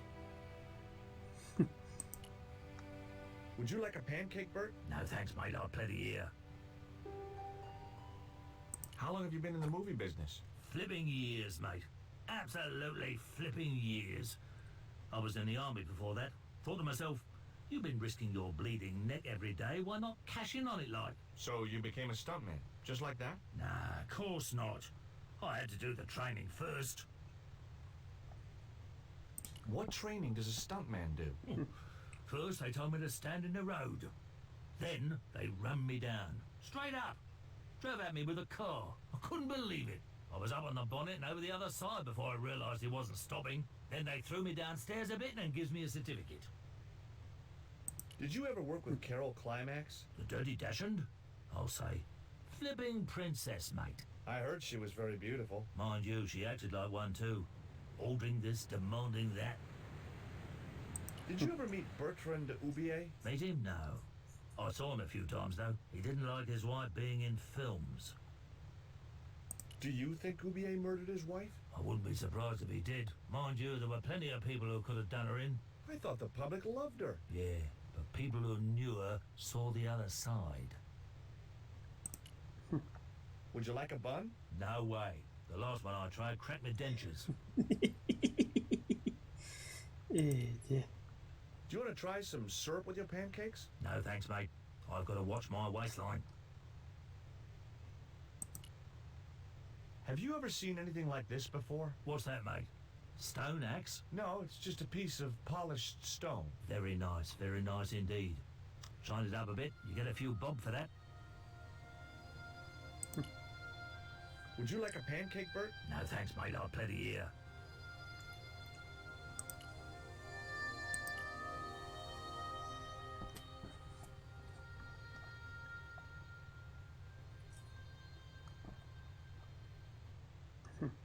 You know what the locals call this place, don't you? No, but I guess you're gonna tell me. Zombie Island. Zombies? A crazed gleam came into his eye. Get me the writers. Get me makeup. I want zombie pirates in this movie by the end of today. Who's the leading lady? Don't you recognize her?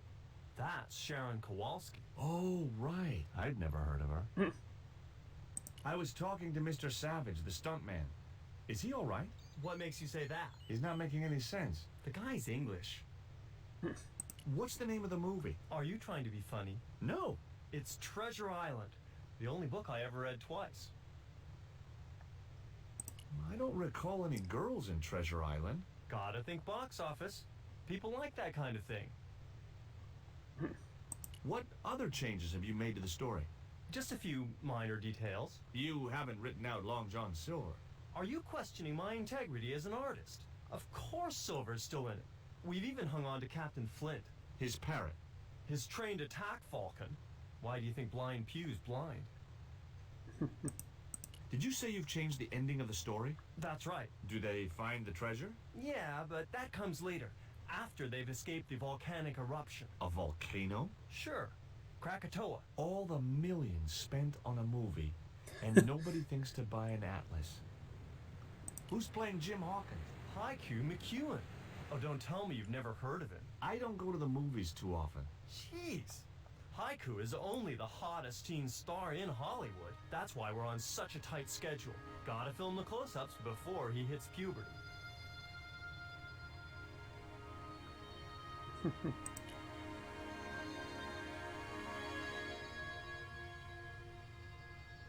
Hey there, I'm George Stobart. Well, hi, handsome. You're cute. I wish it was you playing the lead, Mel, instead of that kid. I can't act, man. So what? I bet you can kiss. I couldn't believe I was having this conversation with a real movie star. What's it like sharing the spotlight with an actor who's young enough to be your son? What do you mean? What do you think of Hawk's treatment of Treasure Island? It's okay, I guess. I never saw the original. It's a book. One of my favorites. Really? The novelization's out already? What part are you playing? Pirate Babs, the ruthless and passionate Lady Buccaneer. It's a great part. I get to kiss a lot, and I kick ass. Like the boots? Would you like this bun? All right. Oh, wait a minute. Hawks is watching me. Don't let him see it. Oh, he's looking right at me. What's the matter? Never mind. Just put that cake away and pretend you weren't talking to me. What do you think of these? Ew, they're awful. You have no idea how much you've just gone up in my estimation. Famous panties. Take a look at this ancient Mayan artifact. That's just a hunk of stone with a picture scratched on it. In a way, I guess. You don't happen to have seen anything similar, have you? No. I found this reed in the swamp on the other side of the island. Oh, yeah? Yeah, and I used it to shoot a poison dart at a wild boar. It was a real-life drama, not just a scene from a movie. Right. She was having trouble with the whole real life is not a movie concept. Would you like a bite of this pancake? Hell no. I only have to look at those things and my thighs swell like balloons. An interesting concept. Hi there, George Stobart. Uh-huh. Yeah. Haiku McEwen. You're playing Jim Hawkins, right? Jimbo. I had Mr. Hawks change his name. Jimbo Hawkins, right. Is your name really Haiku? Yeah. It was my mom's idea, okay? When I was born, I was so small and perfectly formed I reminded her of a Japanese poem. Well, I guess it could have been worse. She could have called you Limerick. That's my middle name. Oh dear. Did you always want to be an actor? I don't think of what I do as acting, man. You're not alone. It's more like I'm the voice of my generation. What I'm saying for the kids on the street. Which is what? I'm crap, I'm going nowhere? Huh? What are you saying, man? Stobart, get out of shot. Positions, everybody. I'll get a flip chart and explain it to you later, Haiku. Haiku, baby, are you ready? Okay, man. Which scene is this? You've been captured by Silver's accomplice, Pirate Babs, who's fallen in love with you. That whirring sound you can hear? It's Robert Louis Stevenson spinning in his grave. Okay, people, top of page 76, Sharon. What about my big speech? It's been cut. Everybody ready? Up to speed. Quiet on the set. Okay, let's make magic. Oh, please. And action! Why don't you forget that dumb old squire and his bunch of merry men? Can't you see we were made for each other? I know, but Squire Trelawney saved my life, Captain Babs. Why, if it hadn't have been for him, that giant octopus would have made mincemeat out of me. But right now he thinks you're a traitor. He's locked you out of the stockade, Jimbo. That 20-foot-high wall with spikes might have kept out Silver's men, but it ain't gonna stop me. Oh, Jimbo. And cut! Good heavy breathing, Sharon. Natch, I'm a pro.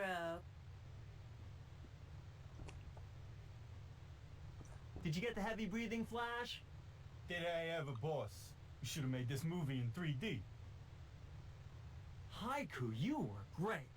We're setting up for the stunt now, so get a bite to eat.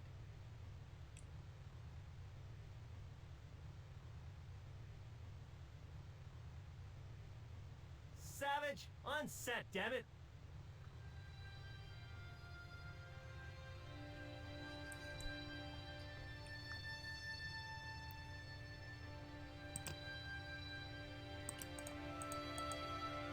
I'd seen a lot of strange things on this island, but here was a bush that was buzzing.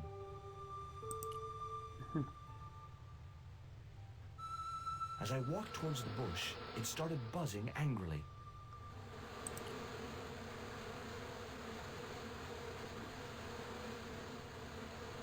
I don't want to worry you, but there's a hornet's nest over in that bush. Hornets. That reminds me of a film I was in. The Black Hornet. The Black Hornet? I don't remember seeing that one. Before your time, most likely. What happens in it? Lummy, what don't happen in it? I was shot, stabbed, fed to piranhas, dangled from an airship, and trampled by a zebra. No, I mean, what was the plot? Plot? Would you like a pancake, Bert? Don't mind if I do.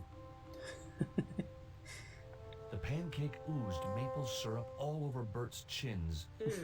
You put bloody syrup on that pancake. Now it's messed me all up. Oh dear.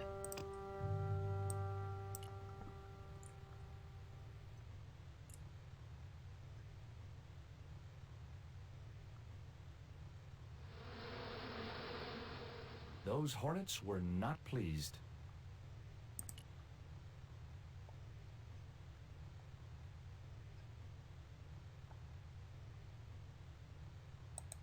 There was a hornet's nest somewhere in that bush.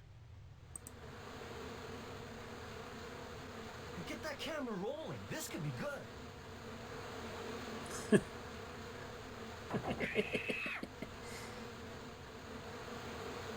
Cut and printed. That was brilliant, folks.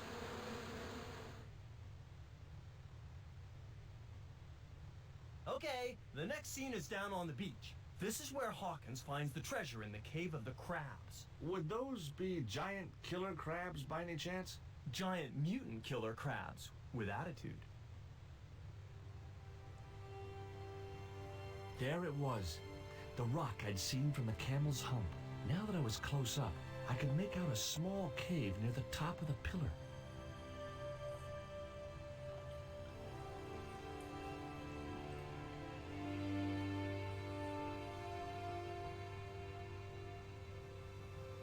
Hey, you! Trouble!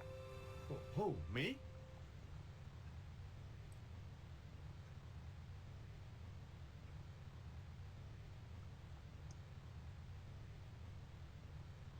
I want you to stay right where I can keep an eye on you. I'm not one of your lackeys, Hawks. I go where I like. Not here, you don't. The movie company has rented this island for the duration. You're trespassing. Do as you're told or you're gone.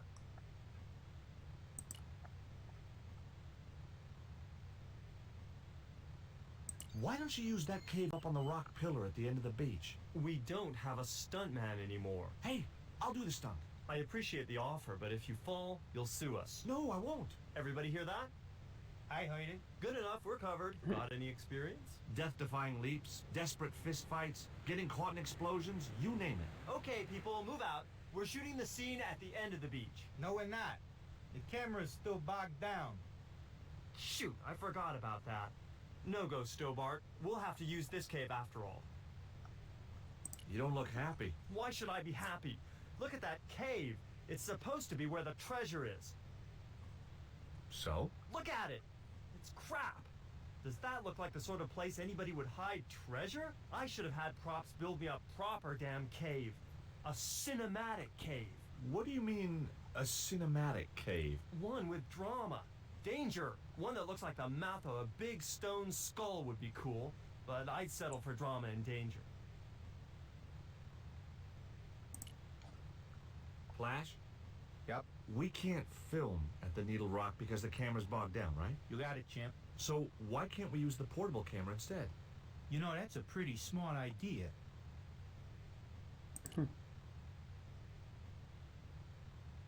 I've been talking to the cameraman. He's got a portable camera. So? So you can use the cave in that rock pillar at the end of the beach. That's a dramatic cave if ever I saw one. We ain't got a stabilized harness for it. The camera will wobble. Did D.W. Griffiths have a stabilized harness when he made Birth of a Nation? You're right, damn it. Hitchcock, Wells, none of them needed one. For crying out loud, Sam Raimi stabilized his camera on a plank. Props, get me a plank. We're gonna wing it. Hot dog.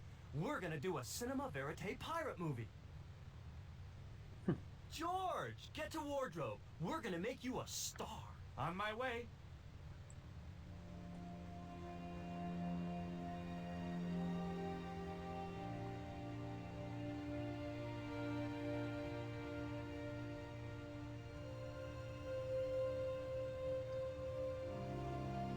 Ready when you are, Mr. Hawks.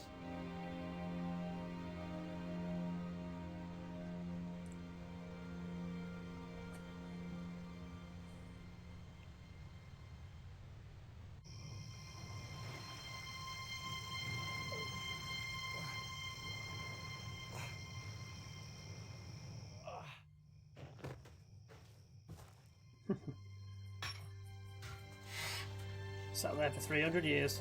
It was the stone which Ketchum captured from the Spanish. The Eagle Stone.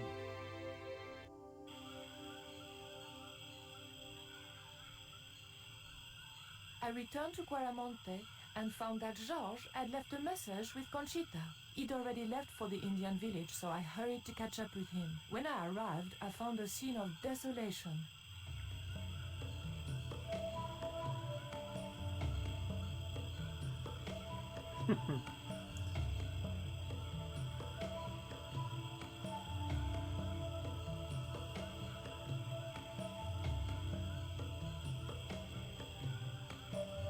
These sunglasses are George's. George, where are you?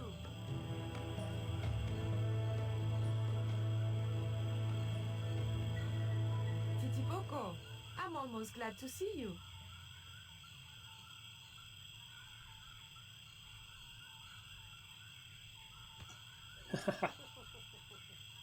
Comedian. You little asshole, what happened here? Are you responsible for this? And where's George? Have you seen him? He was pointing to the remains of a burned-out hut.